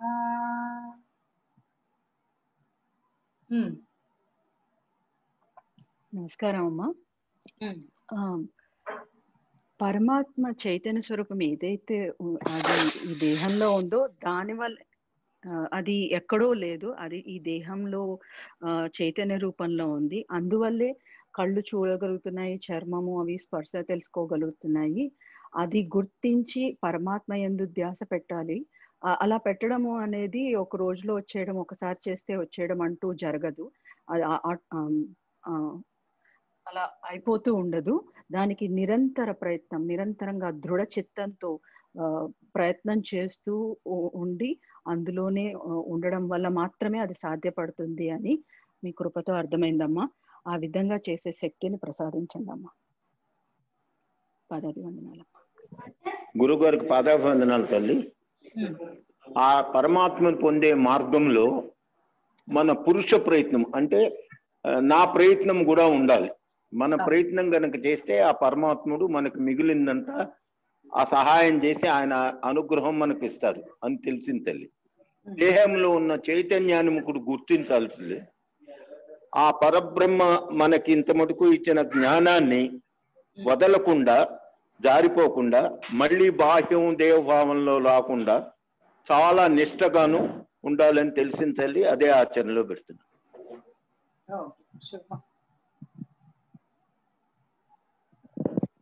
గురువు గారు వాళ్ళ పాఠం విన్నాను. ఇవాళ పాఠంలో నాకు అర్థమైంది ఏంటంటే రెండు కారణాల వల్ల దేహానికి చైతన్యం ఎందుకు వస్తుంది, మళ్ళీ అలా ఎందుకు జరుగుతుంది అని వశిష్ఠుల వారు శివుడిని అడుగుతారనమాట. దానికి కారణం కర్తృత్వ భోతృత్వము అండ్ నిర్వికల్ప చైతన్యము అని అన్నారు. అండ్ ఈ మాయలో ఎప్పుడైతే వెళ్ళిపోతామో నాన్న ఇది వచ్చినప్పుడు ఆ చైతన్యం చైతన్యానికి ప్రాణం వస్తుంది. ఒక జీవి వచ్చినప్పుడు అక్కడి నుంచి కష్టాలు ఇవన్నీ మొదలవుతాయి. అండ్ అవన్నీ మళ్ళీ బ్రహ్మాన్ని పొందాలి అంటే కనుక దృఢ సాధన ఇవన్నీ చెయ్యాలి అని అర్థమైంది ఓవరాల్ గా గురువు గారు. అంటే కొంచెం హరిలో విన్నాను, కానీ నాకు ఇక్కడ ఒక సందేహం ఉంది గురుగారు. అది ఇప్పుడు తీర్చుకోవచ్చా, తర్వాత అడగనా గురుగారు? అడగమ్మా. ఇప్పుడు ఇప్పుడు నేను ప్రయత్నించాలి అని అంటున్నారు కదా, ఆ నేను ప్రయత్నించటం అన్నది కూడాను ఆ బ్రహ్మమే కదా ప్రయత్నించటం చేస్తున్నది కూడాను. ఇక్కడ నేను అనేది ఏమీ లేదు కదా గురుగారు? ఆ నేను అనేది ఎక్కడ అంటే దేహం అనుకునే నేను కాదు. దేహము నేను అనుకున్నవాడు అయితే వాడు మామూలు జీవుడు, అజ్ఞానం. వాడు అసలు ప్రయత్నం చెయ్యడు బ్రహ్మం గురించి. ఎందుకంటే వాడు దేహమే గొప్పది అనుకుంటూ ఉంటాడు కదా, దేహమే తను, ఆ తెలివితేటలు ఇవన్నీ తనే అనుకుంటాడు తప్ప, అంటే ఆ ప్రాణము అవన్నీ కూడా తనవే అనుకుంటాడు. అంతే తప్ప ఈ బ్రహ్మం వల్ల తను బతుకున్నాడని కానీ తను మాట్లాడుతున్నాడు ఇదంతా కూడా అతని వల్ల కానీ ఇతను తెలిసినా కూడా దాన్ని కొట్టిపారేస్తాడు. అంటే దాన్ని యాక్సెప్ట్ చేయడు, అంతే. సరేలే అంటాడు, ఒప్పుకోడు అనమాట. కాబట్టి ఇక్కడ నేను అంటే ఏదైతే బ్రహ్మం వల్ల చైతన్యం అవుతున్న దేహం ఉందో అంటే ఆ చైతన్యాన్ని గుర్తించిన నేను, నిజాన్ని తెలుసుకున్న నేను. అందుకనే మన దొంగ నేను అంటేనేమో దేహము పరమైంది, నిజమైన నేను ఆత్మపరమైనది. ఆ నిజమైన నేనుకి బ్రహ్మం ఎవరో తెలుసు, ఆ బ్రహ్మం వల్లే తను ఇలా ఉన్నాడని తెలుసు. ఈ జగత్తు అన్ని కూడా కేవలము బ్రహ్మ వల్లే ఉన్నాయని నేను నమ్ముతోంది, ఆచరణలో పెడుతుంది ఆ నేను. కానీ దేహపరమైన నేను అంటే నేనే ఈ దేహము, నాకు ఫలానా పేరు, ఫలానా ఆస్తులు, ఫలానా ఇది, ఫలానా ఫలానా అనుకుంటాడు చూడ. భేదభావనలు అన్ని ఉన్నాయి కదా, రాగద్వేషాలు, ఇవన్నీ కూడా దేహానికి ఉన్నది. వాడు బ్రహ్మం గురించి తెలిసినా కూడా దాన్ని కొట్టిపారేస్తాడు, సరేలే అంటాడు తప్ప దాన్ని ఇష్టపడడు దాన్ని పొందడానికి. ఇప్పుడు ఆ దేహ భావంతో ఉన్న నేను బ్రహ్మ తెలిసినా గుర్తించడు కదా, ఇది కూడాను బ్రహ్మం యొక్క నియతో లీలో ఏదో అని అనుకోవాలి కదా గురువు గారు? అంటే బ్రహ్మ యొక్క నియతి అనడానికి లేదు, ఎందుకంటే బ్రహ్మ నియతిలో లేకుండానే ఆయన కరుణ చూపించి వాడి యొక్క అజ్ఞానాన్ని వాడు ప్రయత్నపూర్వకంగా చేసుకోవడానికి ఒక అవకాశం కల్పిస్తాడు. ఇప్పుడు పరీక్షలో ఫెయిల్ అయిన వాడికి సప్లిమెంటరీ పెడతాడు కదా, మళ్ళీ సప్లిమెంటరీనా ఏమంటారు దాన్ని? అవునవును గురుగారు, సప్లిమెంటరీ ఒక ఛాన్స్ ఇస్తాడు పాస్ అవ్వడానికి. ఏదో 10th క్లాస్ ఏదో 3 సార్లు ఛాన్స్ ఇస్తాడు. ఇక అప్పుడు కూడా వాడు పాస్ అవ్వకపోతే ఇంక అంతే, అంతేనా కదా? అలాగే బ్రహ్మం కూడా ఏం చేస్తాడు అంటే వాడు అప్పటి వరకు ఒరే నువ్వు ఉన్నావు ఇప్పటి వరకు, నీదే గొప్పతనం అనుకుంటున్నావు, కాదురా అసలైన సంగతి ఇది అని వాడికి తెలిసేటట్టుగా చేస్తాడు ఆయన. ఎలాగైతే ఇప్పుడు నీకు అందరికీ చేశాడు, ఇప్పుడు నీకు చేసేట మొదట్లో కొంత సందేహంగా ఉంది, అవునా ఇదంతా ఉంటుందా అని, కానీ కొంత ప్రయత్నం మీద నువ్వు తెలుసుకుని ఇప్పుడు దాని అందే శ్రద్ధ పెట్టి ప్రయత్నాలు మొదలు పెట్టావు కదా. అవును గురుగారు, అదే అన్నమాట. అలా ప్రయత్నం చేస్తున్నారే వీడు పరీక్ష పాస్ అవ్వడానికి ఛాన్స్ ఇచ్చాడు కదా అని వాడు కష్టపడి చదివితే వాడు పాస్ అవుతాడు. అలాగే ఇక్కడ ఈ బ్రహ్మం ఏమన్నాడు, ఒరే నువ్వు ఈ బాహ్యంలో ఇంత కష్టపడుతున్నావు, లేనిపోనివి ఇన్ని సంవత్సరాలు కష్టపడ్డావు కదా, వాటి వల్ల నీకేమన్నా ఉపయోగం ఉందా? లేదు కదా. ఇవి దీని వల్ల ఆ లెక్కలన్నీ చేసి మళ్ళీ నీకు ఇలాంటి భయంకరమైన ఉపాధులు వస్తాయి అని రకరకాల ఉపాధులు చెప్పాడు. మరి అవన్నీ నువ్వు తప్పించుకోవాలి అంటే నన్ను గుర్తించు, నా దగ్గరే ఉండు, దీనికి నువ్వు పెద్ద కష్టపడక్కర్లా, రుణమో ఫనమో అలా అని ఏది పెట్టకపోయినా పర్వాలేదురా, ఏమీ అక్కర్లేదు, కేవలము ఒక నామాన్ని ఆధారం చేసుకోకున్నాడు. బాహ్యంలో నువ్వు మమేకం అవ్వకుండా ఉన్నంత వరకు అని ఆయన చూపించాడు. ఇక్కడ నియతి ప్రకారం జరగలేదు, బ్రహ్మరాత రాశాడు ఆయన. ఆయన అవకాశం ఇచ్చాడు. అవకాశం వినియోగించుకున్నవాడు బ్రహ్మం అయిపోతాడు, అవకాశం వినియోగించకుండా అనుకున్నవాడు అప్పుడు ఆ బ్రహ్మ నియతి ప్రకారం వాడు కర్మలు అనుభవిస్తాడు. బ్రహ్మం ఉంటుంది అందరిలో, అజ్ఞానిలో ఉంది బ్రహ్మము. అయితే అజ్ఞాని ఏమనుకుంటాడు, ఆ దేవుడే నన్ను ఇలా చేశాడు కదా అని దేవుడి మీదకి ఆరోపణ చేస్తాడు. వివేకంతో శ్రద్ధగా గురువాక్యములు శాస్త్రములు విన్నవాడు ఏం చేస్తాడు, కాస్త ఆలోచించి అవును కదా నేను కొంత ప్రయత్నం చేస్తే కదా ఇలా అవుతాను అని అప్పుడు వాడు ప్రయత్నాలు మొదలు పెడితే దానికి ఆ పరమాత్మ సహాయం చేసి ఆ యొక్క నియతిని కొంత ఆయన మార్చగలిగే శక్తి ఆయనకే ఉంది. సర్వానులంఘ్య శాసన. ఎంత చెప్పినా వినలేదనుకో, ఎన్ని ఛాన్సులు ఇచ్చినా వాడు పరీక్ష పాస్ అవ్వకపోతే ఏం చేస్తాడు, ఇంకా వాడిని వదిలేస్తాడు, ఇక నువ్వు నాట్ ఎలిజిబుల్ ఫర్ ఎగ్జామ్ అని. అలాగే ఇక్కడ కూడా ఎంత చెప్పినా వీడు అసలు ప్రయత్నమే చేయకుండా ఒరే నీలో ఉన్న శక్తి మొత్తం నేనేరా, అంతటా వ్యాపించి ఉన్నాను కాబట్టి నువ్వు కాళ్ళు కదగలుగుతున్నావు, నీలోని వెంట్రుకలు కదులుతున్నాయి, చేతులు ఇవే అన్ని కూడా నువ్వు చూడగలుగుతున్నావు, అదంతా నాది. కాబట్టి ఇన్నాళ్ళు నువ్వు ఆ బాహ్యంలో యూజ్ చేసినందువల్ల నీకేమన్నా ప్రయోజనం సిద్ధించిందా, లేదు కదా. కాబట్టి నీకు ఆ పూర్వజన్మలో ఇంకో కర్మలు అవన్నీ ఎందుకు, ఇప్పుడు నువ్వు అనుభవిస్తున్న ఈ దుఃఖాలు నువ్వు మళ్ళీ పొందకుండా ఉండాలి అంటే కేవలము సింపుల్ గా హాయిగా నన్ను తలుచుకుంటూ కూర్చో, చేసే పనులన్నీ నేను చేస్తాను. అయితే ఇక్కడ మీకు వివిధ ధర్మాలు వస్తాయి. చిన్నపిల్లలు ఉన్న వాళ్ళు కొన్ని చేయవలసిన ఉన్నప్పుడు కొన్ని వివిధ ధర్మాలు వస్తాయి. వివిధ ధర్మానికి కూడా ఏమన్నాము, ఏది ధర్మమో అది చెయ్యి. అంటే తల్లిగా నీ బాధ్యత ఏంటో అది నువ్వు నిర్వర్తించు. అది నువ్వు ధర్మము చేస్తే, ఎందుకంటే నీకు తెలుసు పిల్లలకి ఏం చేయాలో తల్లిగా నీకు తెలుసు. తెలియదైతే ఆయన చెప్తాడు కానీ తెలిసింది ఆయన ఎందుకు చెప్తాడు. ఇప్పుడు పిల్లలకి కావాల్సిన వంట పెట్టడం, వాళ్ళకి సమయానికి పెట్టాలి, వాళ్ళ చదువు చూడాలి, ఇలాంటివన్నీ. మా లాంటి వాళ్ళమంటే పెళ్లి చేయాలి, ఇలాంటివన్నీ ఇవి వాళ్ళు చెప్పరు. ఎందుకంటే నీకుంది, అది నీ ధర్మము. తల్లిగా తండ్రిగా మన ధర్మాలు అవి. ఈ ధర్మాన్ని నువ్వు ధర్మంగా చెయ్యి. చేస్తే ఆయన ఈ ధర్మాన్ని నువ్వు చక్కగా పాలించేటట్టుగా నీకు ఇంకా శక్తిని ఇస్తాడు, పరిస్థితులని నీకు అనుకూలంగా చేస్తాడు. అందులో నువ్వు మళ్ళీ మమేకం అవ్వకుండా, అంటే అందులో మోహం పొందకుండా, లోభత్వం పొందకుండా నిన్ను కాపాడే శక్తి ఆయనకు మాత్రమే ఉంది. నువ్వు ధర్మం చేయి, మిగతా ఆయన చేస్తాడు.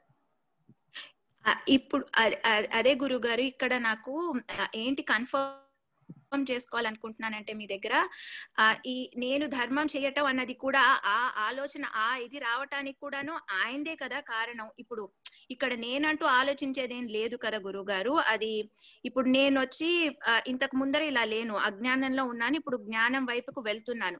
ఇలా వెళ్తున్నాను అంటే కూడా దానికి కారణము ఆ అజ్ఞానంలో ఉన్నది ఆయన వల్లే. ఆయన వల్ల అన్నది తప్పుగా వాడుతున్నాను. అది కూడా ఆయన రాసిన రాతే, ఇప్పుడు ఇది కూడాను ఆయన రాసిందే కదా గురుగారు. ఇక్కడ నేను అనేది లేదు. ఆ పాయింట్ నువ్వు గ్రహించమ్మా.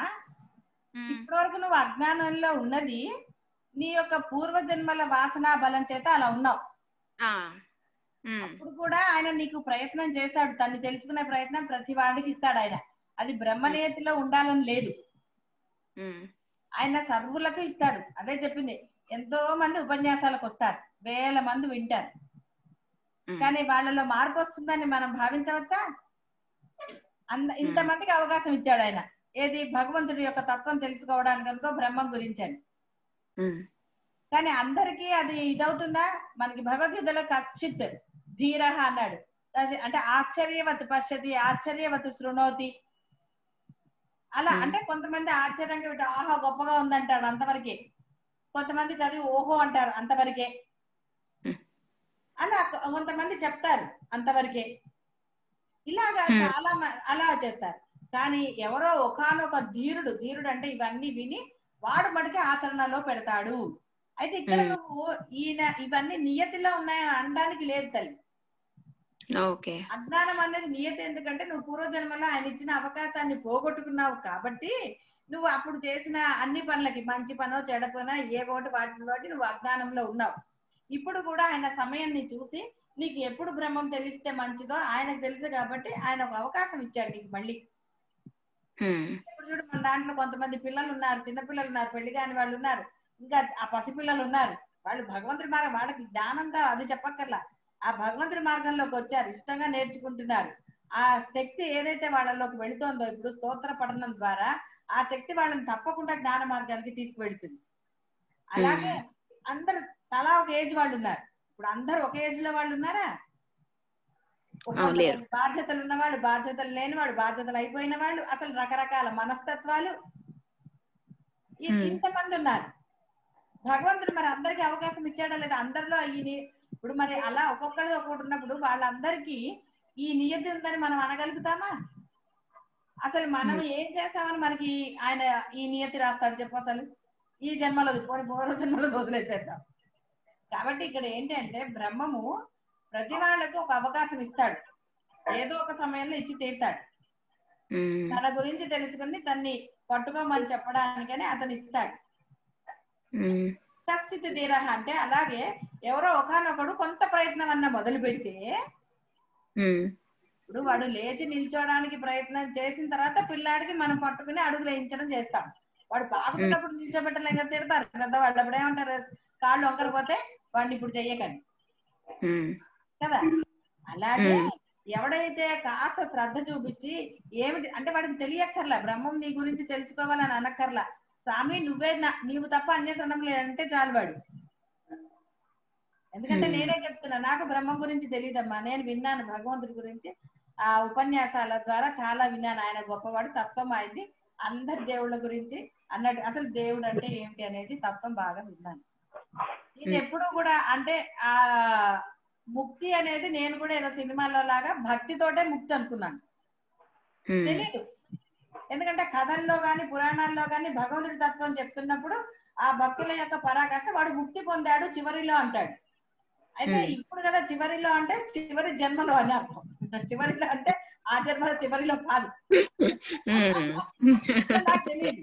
కానీ అప్పుడు ఎలా ప్రార్థన చేస్తాను? కేవలము నాకు అవన్నీ తెలియదు స్వామి, అమ్మని అంటే స్వామి అని నాకు అమ్మ అలవాటు కాబట్టి, అమ్మ నాకైతే నువ్వు కావాలి, ఇంకా నాకేం అక్కర్లేదు, నన్ను దూరం చేయక, అది ఒక్కటే ఉంటున్నదాన్ని. నాకు ఇంకా వేరే అడగాలని కూడా తెలీదు, చెప్పేవాళ్ళు లేరా అనే అనవసరమైన అవన్నీ కూడా ఒక్కటే అంతే, అమ్మ నాకు నువ్వు కావాలి అంతే, నీకోసమే చేస్తున్నాను, ధర్మం తప్పకుండా చూడు, ఇది ఒక్కటే అయిపోయింది. కానీ మరి ఇప్పుడు ఆవిడ అది అడిగితేనే ఆవిడ మళ్ళీ ఇక్కడికి తీసుకొచ్చింది కదా, నేను తెలిసి వచ్చానే తెలిసి రాలేదు.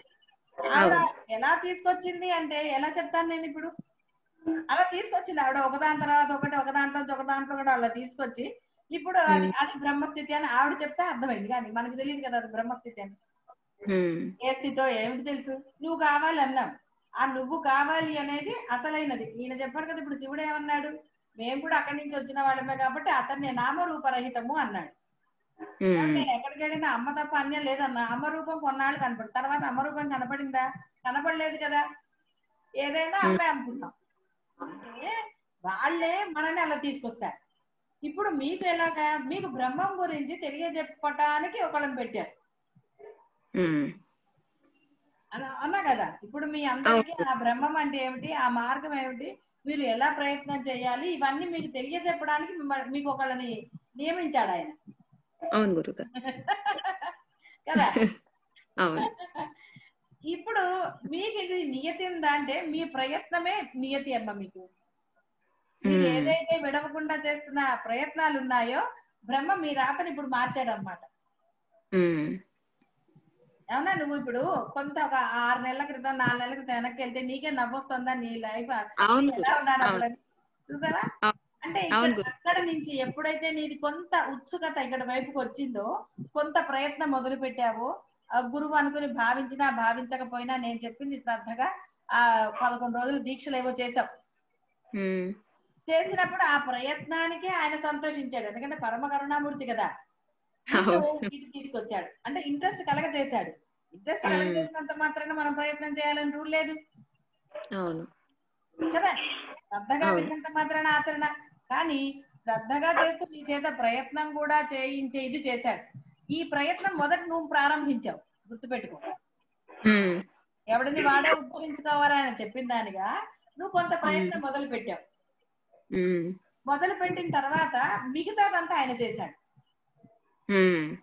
నిన్ను ఇక్కడి నుంచి పక్కకు వెళ్ళనివ్వకుండా నీకు అనుభూతులు ఇస్తూ, అనుభవాలు ఇస్తూ, నీలో పరివర్తన వచ్చేటట్టుగా ఎందుకో నువ్వు ప్రయత్నం మొదలు పెట్టావు. కాబట్టి కేవలం విని ఆపేయలేదు, చదివి ఆపేయలేదు, సరేలే అనుకోలేదు. నువ్వు ఆ విన్నదాన్ని అర్థం చేసుకోవడానికి ప్రయత్నిస్తూ ఆచరణలోకి ప్రయత్నం చేసావు.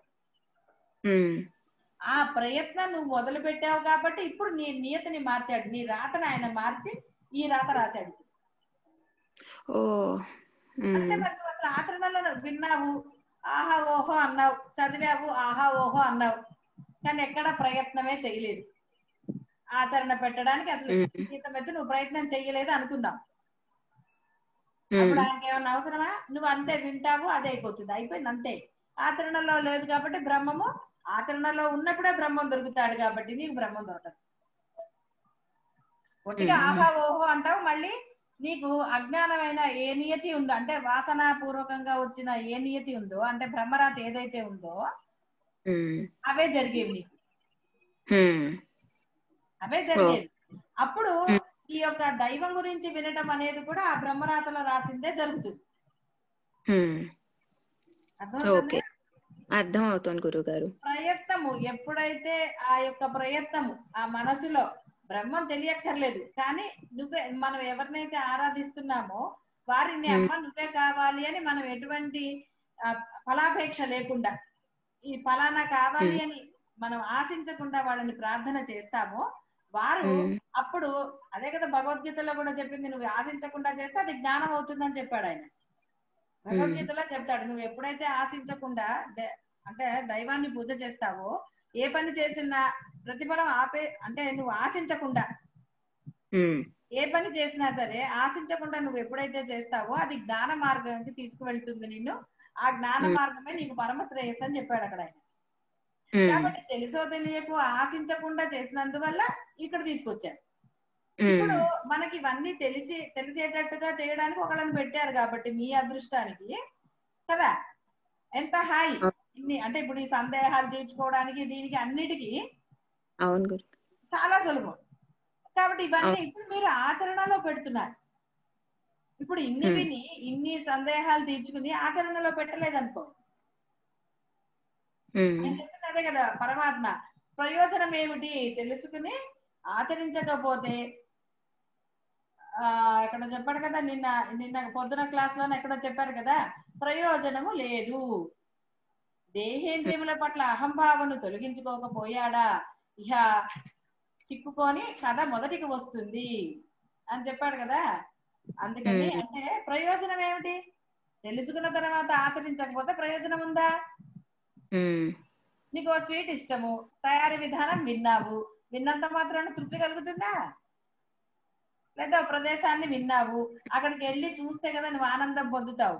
ఏ టీవీలోనో మనం ఏదన్నా సెల్లోనో చూడంగానే అబ్బా ఒట్టిగా బాగుంది అంటాం, కానీ అనుభూతి కలుగుతుందా? వెళ్ళాలి కదా నువ్వు అనుకుంటే, ఆచరణ పెట్టాలి. పెడితే అప్పుడు నువ్వు స్వయం అనుభూతి పొందుతావు. ఇది కూడా ఆయన అదే అంటున్నాడు, నువ్వు తెలుసుకుని ఏమిటి ఉపయోగం, ఆచరణలో పెడితే కదా నువ్వు దాని యొక్క అంటే దాన్ని పొందగలుగుతావు. అందుకని ఇక్కడ బ్రహ్మనియతి అనేది నీ ప్రయత్నాన్ని బట్టి ఆయన మారుస్తాడు.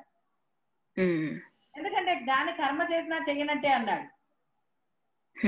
ఇక్కడ అంతా కూడా అసలైన బ్రహ్మం యొక్క నియతి ఉంటుంది. ఇక్కడ వరకు మనకి ఆయన నియమించిన బ్రహ్మం ఉంటుంది.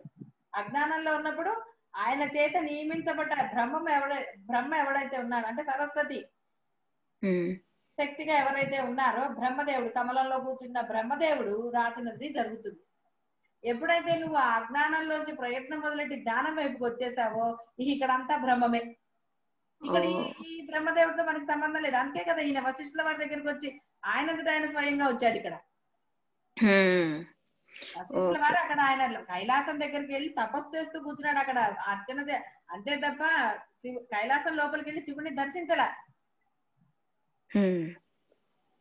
ఆయన అక్కడ దర్శించలేదు. ఆ అర్హత ఉందో లేదో అనుకున్నాడు, అర్హత కోసం అన్నట్టుగా ప్రార్థన చేస్తే అక్కడే ఉన్నాడు. అతనికి ఎప్పుడైతే అర్హత వచ్చిందో సాక్షాత్తు భగవంతుడే వచ్చాడు. ఎలా వచ్చాడు? చక్కగా అందరితో సమేతంగా వచ్చాడు ఆయన. వచ్చే అతనికి ఏది ఉపదేశించాలో అదే ఉపదేశించాడా లేదా అంటే సాక్షాత్తు బ్రహ్మమే కదిలొచ్చాడు కదా. బ్రహ్మ నియతి ప్రకారం ఇక్కడ బ్రహ్మం ఆదేశించాడు అనమాట, అతనికి బ్రహ్మాన్ని ఉపదేశించు అని. అప్పుడు కదా ఇవన్నీ జరిగాయి. అవును గురుగారు. అట్లా ఇప్పుడు కొంచెం క్లారిటీ వచ్చిందా? వచ్చింది. అది ఏంటంటే ఒక అహంకారం అనేది ఉంది కదా గురుగారు నాలో.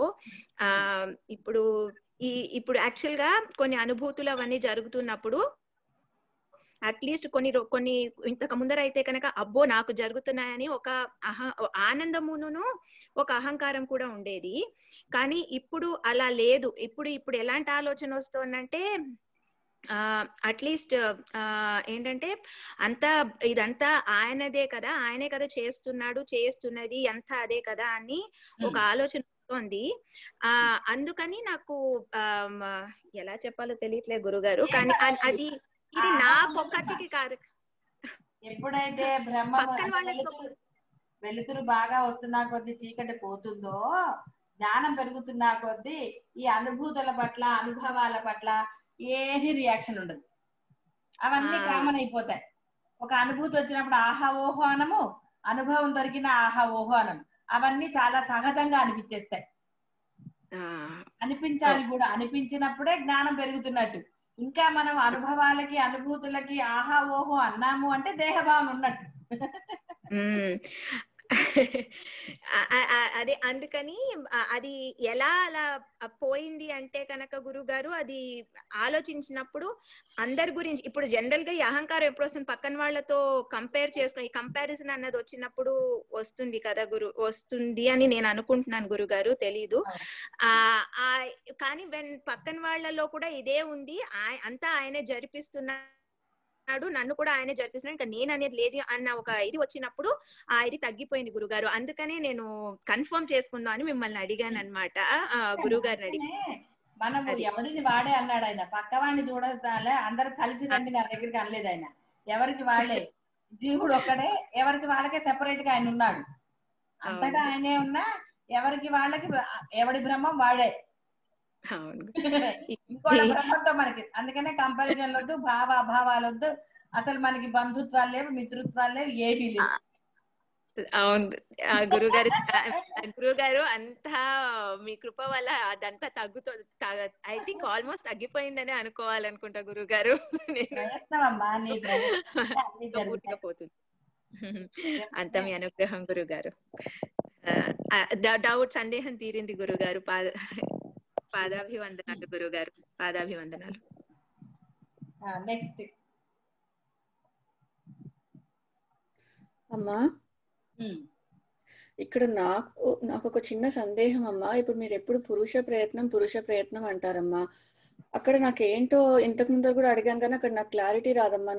నాకు ఎలా అనిపిస్తుంది అంటే నేను ఏదో జడంలాగా ఉన్నట్టు, గురువులు చెప్పినట్టు అది అలా దాని ప్రకారంగా అవుతుందమ్మా. ఇప్పుడు అంతకు ముందర మీరు అంతా బ్రహ్మం అనుకోమన్నప్పుడు అలా, మొన్న అలా కాదు, నామం అనగానే నెక్స్ట్ డే ఎలాంటి ప్రయత్నం జరగకుండానే అది లేకుండా ఓకే ఆటోమేటిక్ గా నామం రావటము అది. కానీ అక్కడ పురుష ప్రయత్నం అనేది ఎక్కడ జరుగుతుంది అనేది నాకు తెలియదు. అంటే నేను ఇంకా ఎక్కడ ప్రయత్నం పెంచుకోవాలనే దాన్ని అది తెలుసుకోవడం గురించి. అవునమ్మా, గురువు చెప్పింది చేస్తున్నావు, అదే ప్రయత్నం. మరి అది ప్రయత్నం చేస్తుంది ఎవరు? నువ్వే కదా. గురువు చెప్పింది ఏం చెయ్యట్లేదమ్మా. అదే చెయ్యట్లేదు అంటే ఆ నామం నీలో జరుగుతుందా? చేసేది ఎవడు మరి? లోపల జీవుడే అంటే పురుషుడేగా. మరి అది ప్రయత్నమే కదా జరుగుతుంది అంటే. ఇంకా మళ్ళీ విడిగా నువ్వు చేసేది ఏముంది అక్కడ? అసలు నువ్వంటూ ఉన్నావా? లేవు కదా. అవునమ్మా. ఇంకెందుకు మరి? ఇంకా జడత్వంగా ఎలా ఉన్నావు? జరుగుతుందా లేదా? గురువు చెప్పింది ఆచరణలో పెడుతున్నామా లేదా? ఆచరణే పురుష ప్రయత్నం. ఆచరణ జరగనప్పుడు జడం, ఆచరణ జరుగుతోంది అంటే అదే ప్రయత్నం కదా. వాడే పురుషుడు, వాడే జీవుడు, అదే ఆత్మ, అదే మనస్సు. ఎక్కువగా ఆలోచించక జయ, అలా వదిలేసి గురువు చెప్పింది ఆచరణలో పెడుతున్నానా లేదో చూసుకో, అంతే. ఆచరణ జరిగిపోతుందమ్మా. అది ఎలా జరుగుతుందో నాకు తెలియదు. జరిగిపోతుంది అంటే సరెండర్నెస్ వచ్చినప్పుడు విడిగా చేయడానికి నువ్వంటూ విడిగా లేవు కదమ్మా. దేహం అయితే ప్రయత్నం చెయ్యాలి, ఆత్మకు ప్రయత్నం ఏముంది? ఆత్మే కదా, స్వయం ఆత్మ అది. అందుకని అది చేసేస్తుంది. గురువు మాట వింటే అది వినేసింది, అది అప్లై చేసేస్తుంది. బయట దేహంతో దానికి సంబంధమే లేదు. దేహము యొక్క పనులు చేస్తోంది, ఆత్మ పనులు చేసేస్తోంది. అందుకని నువ్వు ఏదో ప్రయత్నం చేసినట్టు నీకు అనిపించట్లేదు. ఎందుకంటే నువ్వు విడిగా కూర్చుని నామాన్ని ప్రయత్నం చేసుకోవటం అవి జరగలేదు కాబట్టి నీకు అయ్యో ఇదేమిటి లోపల జరిగిపోతుందని. జరగవలసిందే లోపల జరిగినప్పుడే బాహ్యం కూడా ప్రశాంతత అవుతుంది కదా. అర్థమైందమ్మా. పురుష ప్రయత్నం అంటే అది దేహంతో చేయాలి అనే దీంతో ఆ కన్ఫ్యూజన్ ఉండింది. ఇప్పుడు క్లారిటీ వచ్చిందమ్మా. అందుకే ఎక్కువ ఆలోచించకూడదు. అంటే నేను చెప్పాను కదా, మొన్న కూడా ఎవరైతే అడిగితే మీరు ఒక్క పదం పట్టుకోకండి. పదాలు ఎందుకు వాడుతూ ఉంటారు? బోధ కోసం పదం వస్తుందమ్మా. మీరు ఒట్టిగా పదం దగ్గర ఆగిపోతే మీరు కన్ఫ్యూజ్ అయిపోతారు. పదం దగ్గర ఎప్పుడు ఆగిపోకూడదు. దాని ఉన్న ఆ మీనింగ్ అర్థం చేసుకోండి అంతే. దాని యొక్క అర్థం ఏంటి అర్థం గ్రహించిన తర్వాత నీకు ఇప్పుడు పురుషుడు అయితే ఏమిటి, ప్రయత్నం అయితే ఏంటి, ఇంకోటి అయితే ఏంటి, ఏది లేదు. బోధ కోసం పదాలు మారుస్తూ వాడతారు అంతే. ఆత్మ, మనస్సు, చిత్తు ఇన్ని లేవు, బ్రహ్మము, మరి ఇవన్నీ ఒకటే మాటలు కదా. అవునమ్మా. ఎప్పుడు కూడా పదం దగ్గర ఆగిపోకండి. మీరు పదాన్ని పట్టుకుంటే అర్థం చేసుకోవటం కష్టం. పదం కన్నా కూడా ఆ యొక్క వాక్యము యొక్క అర్థం ఏమిటో అది గ్రహించండి. సరే అమ్మా. సరేనా? ప్రయత్నం జరిగిపోయింది, ఇంకా అప్పుడు మనకి పురుష ప్రయత్నం అని విడిగా ఎందుకు అసలు? ఎస్ చెప్పారు, ప్రయత్నం చేయాలన్నారు, ప్రయత్నం జరిగింది, దట్స్ ఇట్, అయిపోయింది. సరే అమ్మా. పాదాభివందనాలమ్మా.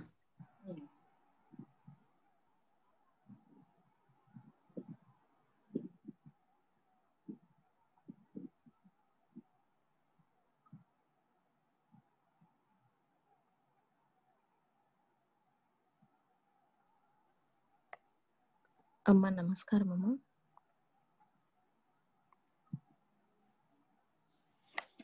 అమ్మా వినిపిస్తుంది? నిన్న జస్ట్ మీ ప్రవచనం ముందు 3 hours 4 hours ముందు బాహ్యం నుంచి, బంధాల నుంచి ఒక చిన్న వికల్పం అయితే వచ్చిందమ్మా. నేను కరెక్ట్ గా చేశానా చేయలేదా అనేది అర్థం కాలేదమ్మా, అందుకని అడుగుతున్నాను. కొంచెం ఫోన్ డిస్కషన్స్ అయితే అయ్యాయి. అప్పుడు నేను అవాయిడ్ చేయలేను, నేను ఖచ్చితంగా అంటే రెస్పాన్స్ ఇవ్వాలి కదా. అప్పుడు అదే తర్వాత నేను ఇంకా మౌనంగా ఉండడం కానీ, నామము చెప్పుకోవడం కానీ చేశాను, కానీ అది కరెక్టేనా కాదా అని అర్థం కాలేదమ్మా. అవి గుర్తించనే కూడదు అన్నారు కదా, కానీ పక్కన ఒకళ్ళు ఫోన్. ఇప్పుడు మొదట్లో కొన్ని జరుగుతాయి. ఇక్కడ మీరు గ్రహించవలసింది ఏమిటి అంటే, ఎంత తొందరగా మీరు మళ్ళీ బ్రహ్మ వైపు అంటే నామస్మరణ చేయగలుగుతున్నారు, అది ఇంపార్టెంట్ తప్ప గుర్తించకూడదు అంటే మొదట్లోనే అది జరగదు. కాబట్టి ప్రయత్నం మనం అందుకనే నిష్టలు పెంచుకోమనేది. నిష్ట మీద తర్వాత కాలక్రమేణా వస్తుంది. కాలక్రమేణా అంటే ఎప్పుడుకో అని కాదు, మీ యొక్క నిష్ట యొక్క బలాన్ని బట్టి, దృఢత్వాన్ని బట్టి. కాబట్టి ఓకే, వచ్చింది వికల్పం, వికల్పం వచ్చిన తర్వాత మీరు ఎంతసేపటికి దాన్ని గుర్తించారు. ఎక్కువ సమయం అయింది అనుకో, నిష్ట ఇంకొంచెం పెంచు. వెంటనే గుర్తొచ్చింది అనుకో, కొంచెం పెంచు. నామం అయితే జరిగిపోతుంటుందమ్మా. ఒక్కొక్కసారి ఫోన్ కాల్ మాట్లాడుతున్నా జరిగింది అనుకో, వదిలేసే, దాని గురించి పెద్ద ఆలోచించక, జరిగిపోయింది కదా. ఓకే స్వామి, ఇది ఎందుకు చేశా నాకు తెలీదు, ఇప్పుడైతే నా మనసులో అదంతా ఏం లేదు, దాన్ని వెంటనే డిలీట్ చేసి. అదే చేశాను ప్రవచనం ముందు మెడిటేషన్. దాని గురించి ఎందుకు చింత మనకి? సరిగ్గా చేశానో లేదో ఆలోచించద్దు. సరిగ్గా చేశానో చేయలేదు అంటే నువ్వు దాన్ని వదలలేదని అర్థం. వదిలేసావు అంటే అసలు ఇంకా మనకు ఆలోచన రాదు. వదిలేసిన తర్వాత వదిలేసిన దాని గురించి ఆలోచన ఎందుకమ్మా కదా. సరే ఓకేనా? సరే అమ్మా. మా బాబు నిద్రలో నవ్వుతున్నాడమ్మా. పాదాభివందనాలమ్మా. అమ్మా నమస్కారం అమ్మా. అమ్మ ఇది ఇప్పుడు నామము 24/7 అలా లోపల జరుగుతుంటుంది, కానీ అప్పుడప్పుడు ఏమవుతుందంటే సడన్ గా ఆగిపోతుంది, అంటే బ్లాంక్ అయిపోతుంది. అలా అని ఏమైనా ఆలోచనలు వస్తున్నాయంటే అలా కాదు, ఆగిపోతుంది అంతే. ఏదో పని చేసుకుని ఉంటే దాని మీద కాన్సన్ట్రేషన్ వెళ్ళిపోతుంది. ఎప్పుడో మళ్ళీ ఒక్కసారి ఇది చెప్పుకోవాలి కదా అనే ఒక దీంట్లో వస్తుంది. అది తప్ప రైటా అని తెలియట్లేదమ్మా. అంటే ఆలోచన లేకుండా ఉండటంలో తప్పు లేదు. ఆలోచనలు వస్తూ నామం రాకపోతే దిగులు పడండి. ఆలోచన లేకుండా నామము లేకుండా ఉంటే మంచి స్థితి. దాని గురించి ఆలోచించాల్సిన అవసరం లేదు.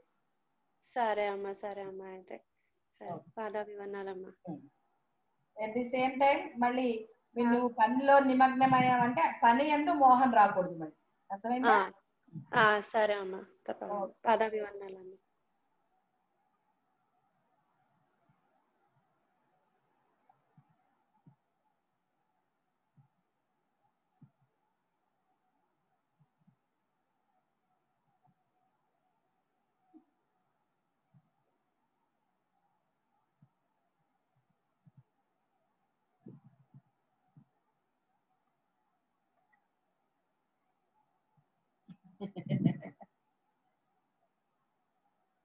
కర్మేంద్రియముల ప్రవృత్తి వలన కలుగుతున్న సంకల్ప కాలుష్యమే చిత్తము, మనసు, చింత అనబడుతోంది.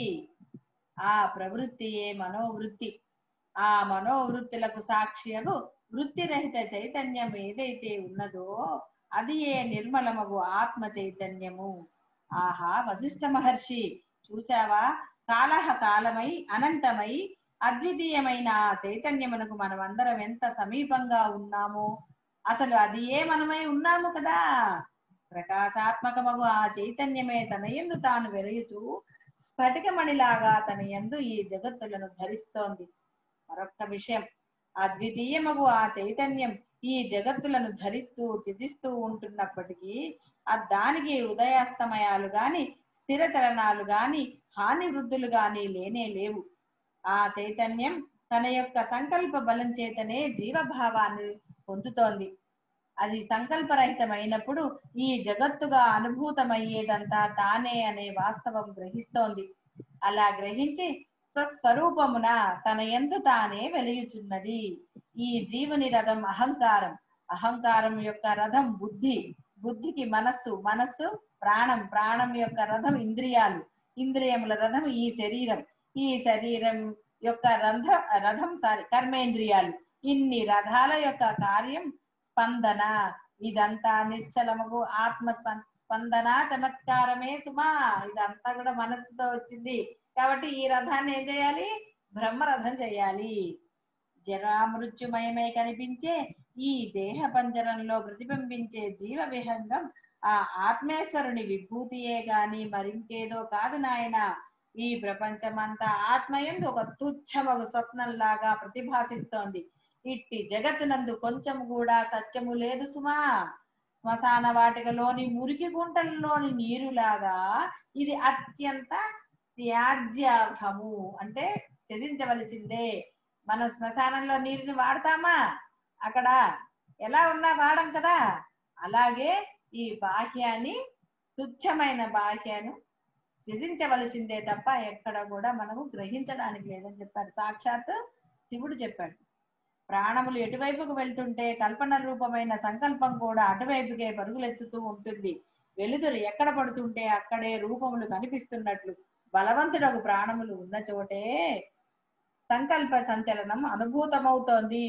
అరణ్యంలో వాయువు ప్రవేశిస్తేనే చెట్ల కదలికలు కలుగుతున్నట్లుగా మనస్సు ఉన్న చోటే సంసారము. మనసులో నువ్వు ఏ భావన చేసినా, అది మంచిదైనా చెడుదైనా ఏదైనా సరే, బాహ్యానికి సంబంధించి ఏది చేసినా అది సంసారము. ఎప్పుడు అది దుఃఖ భూయిష్టమే. నువ్వు మంచి చేసినంత మాత్రాన నీకు సుఖం కలగాలని రూల్ లేదు.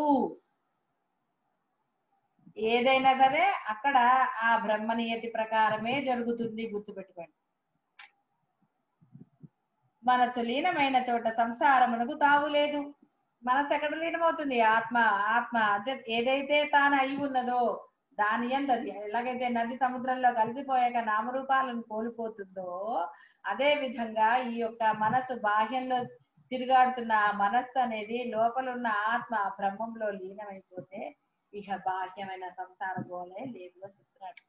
ప్రకాశము లేకపోతే రూపము లేదు కదా, అలాగే ప్రాణవాయువులు లేకపోతే మనస్సు అనేది బొత్తిగా ఉండదు. గాలి వెంటే దుమారం కూడా వెళ్ళుచున్నట్లు ప్రాణవాయువులు వెళ్లేలు వేపుగానే మనస్సు కూడా వెళుతోంది. రథం ఎటు వెళితే సారథి కూడా అటే పోతాడు. రథం ఎటు వెళితే సారథి కూడా అటే పోతాడు కదా. ప్రాణవాయు చలన స్పర్శ చేత అన్నరసమును వ్యాపింపజేయు నాడులు స్పందిస్తాయి. చక్షురాది ఇంద్రియముల జ్ఞానం కలుగుతోంది. చిత్తము మనసులతో నిర్మించబడేదే ఈ లింగ శరీరం. ప్రాణము అను దర్పణంలో ప్రతిబింబిస్తుంది. ఈ విధంగా చైతన్యం యొక్క వ్యాపకత్వం ప్రాణవాయు యొక్క కార్యమే అని తెలుసుకో. ఆకాశం వల్లే స్వచ్ఛమగు చైతన్యము జడ అజడ పదార్థములు అన్నిటా ఉన్నది. ప్రాణవాయు స్పందనచే స్పష్టంగా అభివ్యక్తమై దాని సంచలనముచే అనుభవమునకు గోచరమవుతోంది. చైతన్యము ప్రాణవాయు వలన ఉద్బోధితమై ఎదురుగా అధ్యస్థమై ఉన్న చైతన్యముతో అభేదత్వం పొందుతోంది. జీవదశ యందు ప్రాణముండుటచే జడమగు దేహం నానావిధ ప్రయత్నములు చేస్తోంది. ఈ శరీరము ప్రాణవాయువులు లేనప్పుడు శూన్యము నిశ్చలము అవుతుంది. పరమ చైతన్యం పురి అష్టకములో అంటే ఈ పంచేంద్రియాలు మనస్సు ఇవన్నీ కూడా ప్రతిబింబితం అవుతుంది. ఒక దృశ్యం అద్దంలో ప్రతిబింబించినట్లుగా రాతిలో ప్రతిబింబించదు కదా. కార్యములన్నిటికీ కారణమగుతున్న మనస్సే అన్నిటికీ మూలము, అంతేగాని నిస్తేజమగు కాళ్ళు చేతులు కావు. కాబట్టి వేటికి అసలు ఏది లేదు. ఆ మనస్సు ఏది భావిస్తుందో అది ఇవన్నీ చేస్తాయి. మనసు ఎలా ఆదేశిస్తుందో ఆ ప్రకారంగా కాళ్ళు చేతులు అన్ని కూడా అంటే ఇంద్రియాలు పనిచేస్తున్నాయి తప్ప అవి స్వ చైతన్యవంతములు కావు అని చెప్తున్నారు. సంకల్పమయంలో ఈ దృశ్యజాలములన్నీ దేని నుండి ఉదయిస్తున్నాయో, ఎందులో వెలియుచున్నాయో, ఎందులో అనుభూతములగుచున్నాయో, దేనిచే మనస్సు తదితర దేహాకారాలుగా భ్రమించబడుచున్నదో ఆ పరమ వస్తువే విశ్వము పరమాత్మ. హే పరమేశ్వర, వశిష్ఠులు చెప్తున్నారు, ఆ పరమ చైతన్యము జీవుల శరీరంలో ప్రవేశించి కార్యములను ఆచరిస్తున్న విధి గురించి కొన్ని విశేషాలు తెలుసుకోవాలనుందయ్యా మీ దగ్గర నుంచి. అది చలనయుక్తమై స్నాత భోక్త బ్రాహ్మణ క్షత్రియ మొదలైన సంజ్ఞలను పొందుతున్న విధానం ఏమిటో చెప్ప ప్రార్థన అని ఆయన మళ్ళీ ప్రార్థన చేశారు. అంటే మళ్ళీ అడిగారు వినయంగా. అప్పుడు శివుడు చెప్తున్నాడు, ఆ చైతన్యమునకు ఒక శక్తి ఉన్నది. అది ఏ ఆవరణ శక్తి. ఆవరణ శక్తి తనకు ఆశ్రమయగు బ్రహ్మమును మరుగున పరిచి లేదనిపించుతూ పూర్వార్జితము సంస్కారజనితమగు వివిధ యత్నములతో కూడిన మనోభావాలు పొందుతోంది. మనోవాక్కాయాలకు సంబంధించిన ఆయా క్రియా విశేషాలచే చైతన్యము జడం వలె అగుచున్నది. అట్లు వ్యవహార దశను పొందిన బ్రహ్మశక్తి జ్ఞానేంద్రియాలను కర్మేంద్రియాలను కూడా పొందుతుంది. మాయ యొక్క ప్రభావం చేత ఆ పరమ చైతన్యం తనలో తానే జగత్తు అనే ఊహాజనిత ప్రపంచాన్ని సృష్టించుకుంటోంది. ఒకవైపు భావనాసమనిత్వం ఈ సృష్టిని కల్పించుకుంటూ అదే సమయంలో మరొక వైపుగా ఏది సృష్టించక ఎప్పటికట్లే అంటే ఎప్పుడు ఎలా ఉందో ఏది లేకుండా అలాగే ఉంటుంది. ఆ సమన్వయం జలము తరంగముల ఆకారం వంటిది. జడమగు ఈ దేహంలో చిత్తము లేదా మనస్సు అనేవి లేకపోతే ఇది రాయి కట్టెలతో సమానం. చిత్తం ఉన్నప్పుడు ఆకాశంలో ఎగురవేయబడిన రాయి లాగా చలనం కలిగి ఉంటుంది. అత్యంత జడమగు ఇనుపముక అయస్కాంతం యొక్క సామీప్యత చలిస్తున్నట్లుగా సర్వంతర్యామియగు ఆత్మదేవుని సామీప్యత వలన ఈ దేహం చలించి ఆయా క్రియలను నిర్వర్తించగలుగుతోంది. లోపల అది లేకపోతే సర్వవ్యాపియగు ఆ చిత్తశక్తి బలం చేతనే ఈ జీవులందరూ వికాసం పొందుతున్నారు. కాబట్టి నీతోనూ నాతోనూ సహా ఈ జీవులందరూ చైతన్యం యొక్క ప్రతిబింబములు మాత్రమే. నిష్క్రియమగు అద్దంలో వస్తువుల కదలికలు కనబడుతున్నాయి కదా, ఇది అలాంటిదే. ఈ జీవుడు బ్రహ్మం యొక్క ప్రతిబింబమే అయి కూడా తన నిజస్వరూప విస్మరణం వల్ల చూడండి మరిచిపోవటం వల్ల తానెవరో తాను మరిచిపోవటం వల్ల మామూలుగా అయితే ఏమంటాం వాడు పిచ్చివాడండి వాడెవరో వాడికి తెలియదు అంటున్నాం కదా. ఆ విధంగా మనం కూడా స్వ వ్యతిరిక్త భావ పరంపరా రూపమగు అసలు నీకు కానిది నీ సహజ లక్షణాలేంటి గుణాతీతుడవు అవ్యక్తుడవు అపరిచ్ఛిన్నుడవు అప్రమేయుడవు అయితే అది మర్చిపోయి పరిమితుడవై నానా బాధలు పడుతున్నావు అని చెప్తున్నారు. స్వ వ్యతిరిక్త భావ పరంపరా రూపమగు పంచభూత సంబంధమైన జడ అనుభవాన్ని పొందుతున్నాడు. అదంతా ఒక సాత్విక జీవుడు ఏదో మోహవశం చేత కుకర్మలను ఆచరించి దురభ్యాసాలకు లోనైనట్లుగా జరుగుతుంది. మంచివాడు చెడ్డాలు వాటిని నేర్చుకుంటాడు సరే, అలా జరుగుతుంది అయ్యా. వీడు యాక్చువల్ గా అయితే బ్రహ్మమే, కానీ దానిని గుర్తించకుండా బాహ్యంలోకి వెళ్ళటం వల్ల వాడు రాక్షసుడయ్యాడు, చెడ్డవాడయ్యాడు. చైతన్యము స్వస్వభావం విస్మరించడం చేతనే చిత్తభావం పొందుతోంది. అన్నీ తెలిసి కూడా ఒకడు మోహవశం చేత వికల్పత్వం పొందటం ఎంతటి ఆశ్చర్యమో. మనకి నారదులు వాళ్ళు చెప్పారు కదా, బ్రహ్మత్వం పొంది కూడా మళ్ళీ ఎక్కడో మోహవేశ అహంకారం కొంత పొడ చూపినప్పుడు మళ్ళీ పరీక్ష పెట్టాడు కదా పరమాత్మ. ఆ విధంగా మోహవశం చేత వికలత్వం పొందడం ఎంత ఆశ్చర్యమో, ఇది కూడా ఆ విధంగా ఆశ్చర్యకర విషయమే. కానీ ఇది జరుగుట స్ఫురిస్తోంది. తరంగముల వలన నీరు చలిస్తున్నట్లు ప్రాణవాయువులచే అధ్యస్థమైన ఈ శరీరము చైతన్యానికి చలనాన్ని ఆపాదిస్తోంది. వాయువుల వలన నౌక చలిస్తూ ఉండగా అందులోని వస్తుజాలం కూడా చలిస్తున్నట్లు దేహ యంత్రాలన్నీ జీవభావం పొందుతున్నాయి. ఈ దేహము ఆత్మ నుండి మనన క్రియను సంపాదించి ఆత్మదేవుని సామీప్య మాధుర్యం చేత కదులుతూ తానే ఆత్మను స్పందింపచేస్తున్నట్లుగా ప్రదర్శితమవుతోంది. ప్రజ్ఞానం యొక్క చమత్కారం అలాంటిది. హే బ్రహ్మజ్ఞ, పరమాత్మ ఈ శరీర చక్రమును నడిపించగోరి మనస్సు ప్రాణం అనే 2 చక్రములు నిర్మించుకుంటున్నారు. చైతన్య పరమాత్మ జడ రూపమును గ్రహించి జీవం భావం పొందిన వారే ఈ బాహ్య మనోప్రాణాలనే గుర్రములలోకి ఎటకో పయనిస్తూ తమ స్వస్వరూపాన్ని ఈశన్ మాత్రం కూడా త్యజించకపోయినప్పటికీ ఈ పంచభూతాత్మిక జగత్తులో సంచారం చేస్తున్నారు.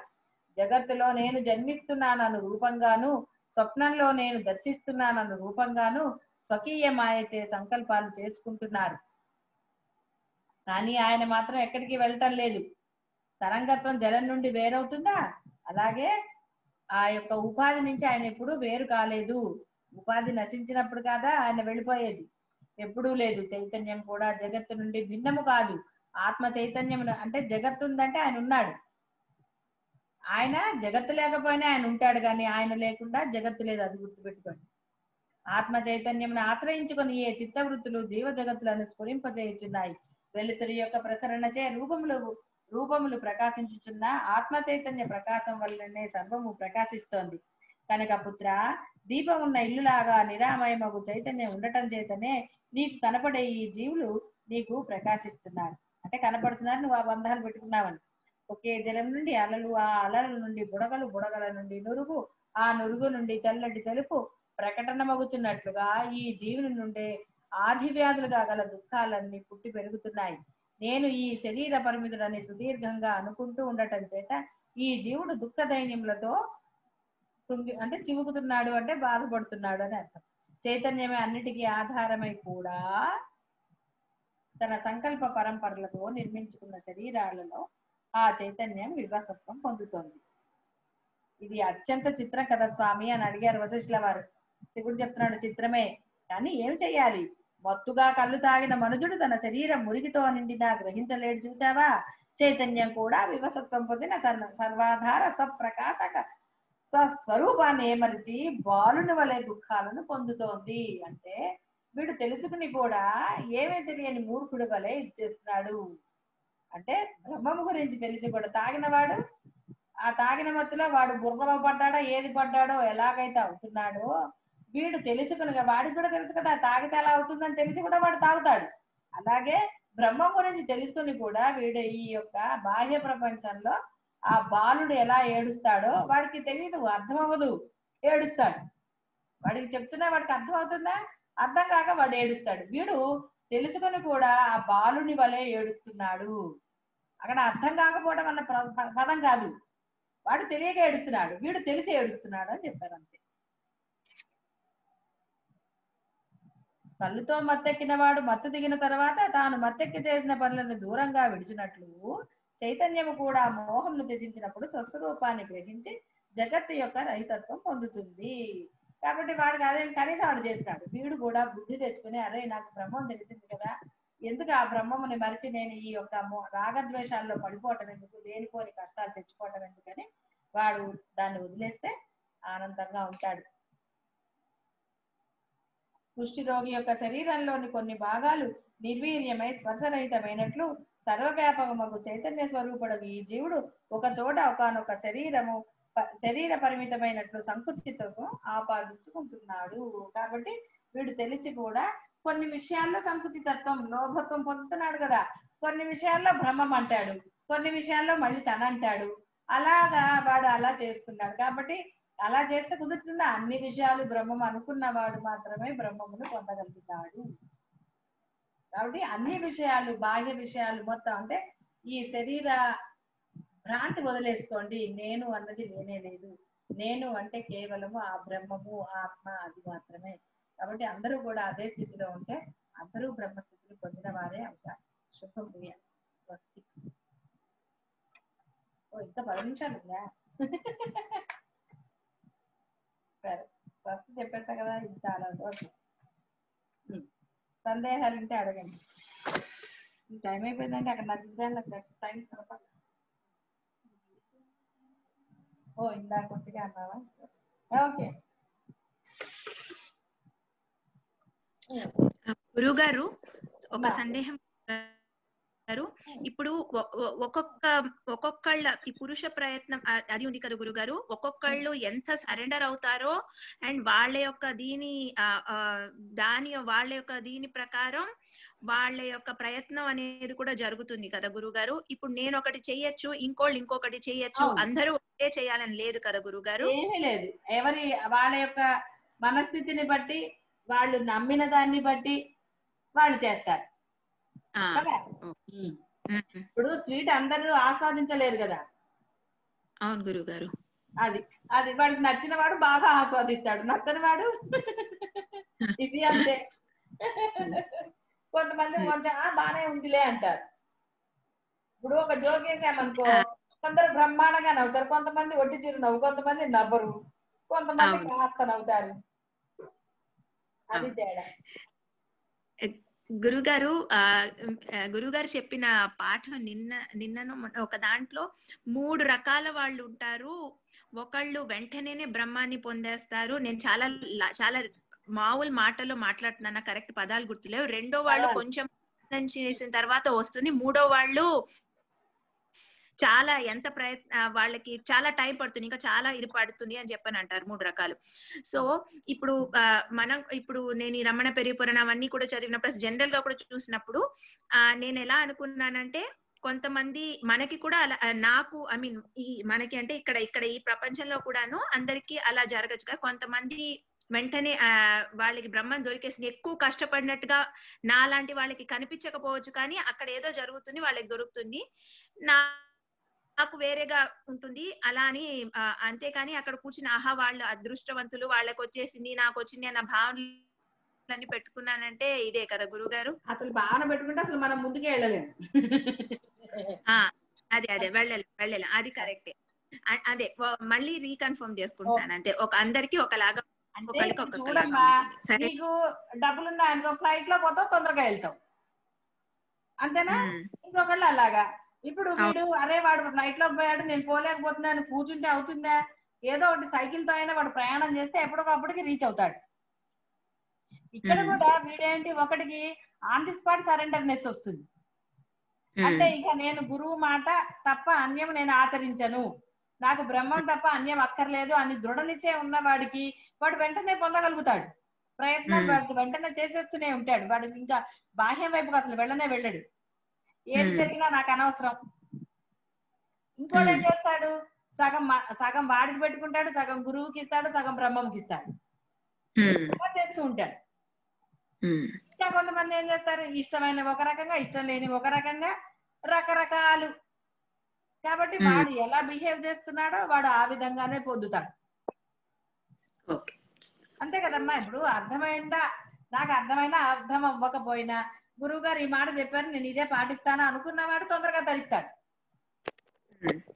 నేను అర్థం చేసుకుని దాన్ని విశ్లేషణ చేసి విచారించి అన్ని చెయ్యాలి అంటే ఈ లోపల బాహ్యం వస్తుంది, మధ్యలో ముందుపడుతుంది కదా. అందుకని ఆయన ఏమన్నాడు, మొదట్లో కూడా నామస్మరణ అనేది నిరతిశయంగా, అంటే అసలు నిరంతరంగా జరగాలన్నాడు. లేచినా, కూర్చున్నా, పడుకున్నా, తింటున్నా, ఏది చేస్తున్నా నువ్వు నామస్మరణ చేసి తీరన్నాడు.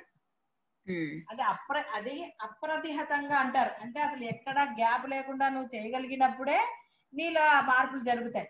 అంతేగాని ఫంక్షన్ ఉందని కాసేపు ఇంకోటి ఉందని కాసేపు ఇంకోటి ఉందని ఇంకోటి అలా అన్ని మనం ఎగ్గొడుతూ కూర్చున్నాం అనుకో, నిష్టలు కానివ్వు, నామస్మరణ కానివ్వు, ఏదైనా సరే భగవంతుడిది బ్రహ్మ మార్గంలో ప్రయాణం చేయకుండా అదే ఎప్పుడు మనం ప్రయాణం మొదలెట్టాం. అరుణాచలం అనుకున్నప్పుడు నువ్వు ఇక్కడ ఆగి అక్కడ ఆగితే ఎప్పటికి వెళ్తావు? దాని బదులు డైరెక్ట్ గా లేదు ఈ టైంలో చేరాలని నువ్వు అది ఏకధాటిగా ప్రయాణం చేస్తే వెళ్ళిపోతావు. ఇది అంతే, బ్రహ్మగారి ఏకధాటిగా ప్రయాణం చేయాలి. నాకు ఈ బాహ్యంతో చెప్పేశారు కదా, ఏది జరగాలి అది జరుగుతుంది అన్నారు కదా, నాకు అనవసరం ఇంకా అనుకుని నువ్వు ప్రయాణం మొదలు పెట్టు. నీకు బాహ్యం ఎప్పుడు అడ్డురాదు. ఎందుకంటే మనసుతో కదా బ్రహ్మముని పొందాలి, బాహ్యంతో పొందాల్సిన అవసరమే లేదు. ఆయన చెప్పింది అదే కదా, పూజ దేవతా అర్చన అనేది బాహ్యంతో సంబంధం లేదని కదా శివుడు చెప్పాడు మనకి. బాహ్య వస్తువులతో పనే లేదు. అంటే బాహ్యంలో మనం ఏ పని చేస్తున్నా మన మనసు మన దగ్గరే ఉంటుంది. ఆ మనసుతో బ్రహ్మముని మనం చేస్తూనే ఉండవచ్చు. అర్థమైంది గురుగారు, అర్థమైంది గురుగారు. పాదాభివందనాలు గురుగారు.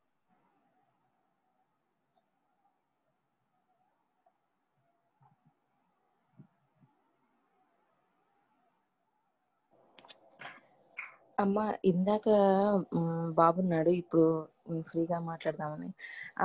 అంటే ఆ ఫోన్ కాల్స్ కానీ అవి అటెండ్ అవ్వడము అవి కూడా కరెక్టా కాదా? అప్పుడు ఎట్లా ఎందుకమ్మా ఆలోచిస్తారు? అసలు అటెండ్ అవ్వాలా వద్దా అని మీరు అనుకున్నారనుకో, అనుకోవడం ఒకటి అవుతుంది కదా, అటెండ్ అవ్వు. కానీ నువ్వు ఎలా అటెండ్ అవ్వాలి? నువ్వు ధర్మం వైపుకుండు అంతే. ఆ భయం ఉండకూడదు మనకి, అమ్మో అటు వెళ్తే అలా అని. నువ్వు ధర్మంగా ఉండు, బ్రహ్మం వైపు ఉండు. వాళ్ళు ఏం చెప్పినా నువ్వు దాన్ని పట్టించుకోనప్పుడు నీకు వేరే భయం ఎందుకు? ఇంకా చెయ్యాలా వద్దా అని. చేసేసానమ్మా, చేయాల్సింది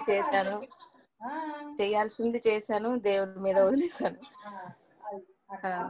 ఏం చెప్తే జరగని. సరే అమ్మా, పదకొండు.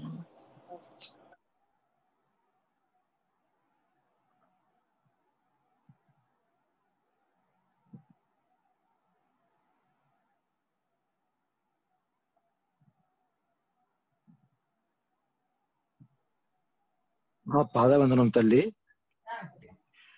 విన్నసేపు ఎంతో హాయిగా ఉంటుంది తల్లి. ఇట్టొచ్చారు అట్టొచ్చారు అన్ని మరిచిపోవాలి, మొత్తం బ్రహ్మమేనే మనసు పెట్టాలని ఉంటుంది తల్లి.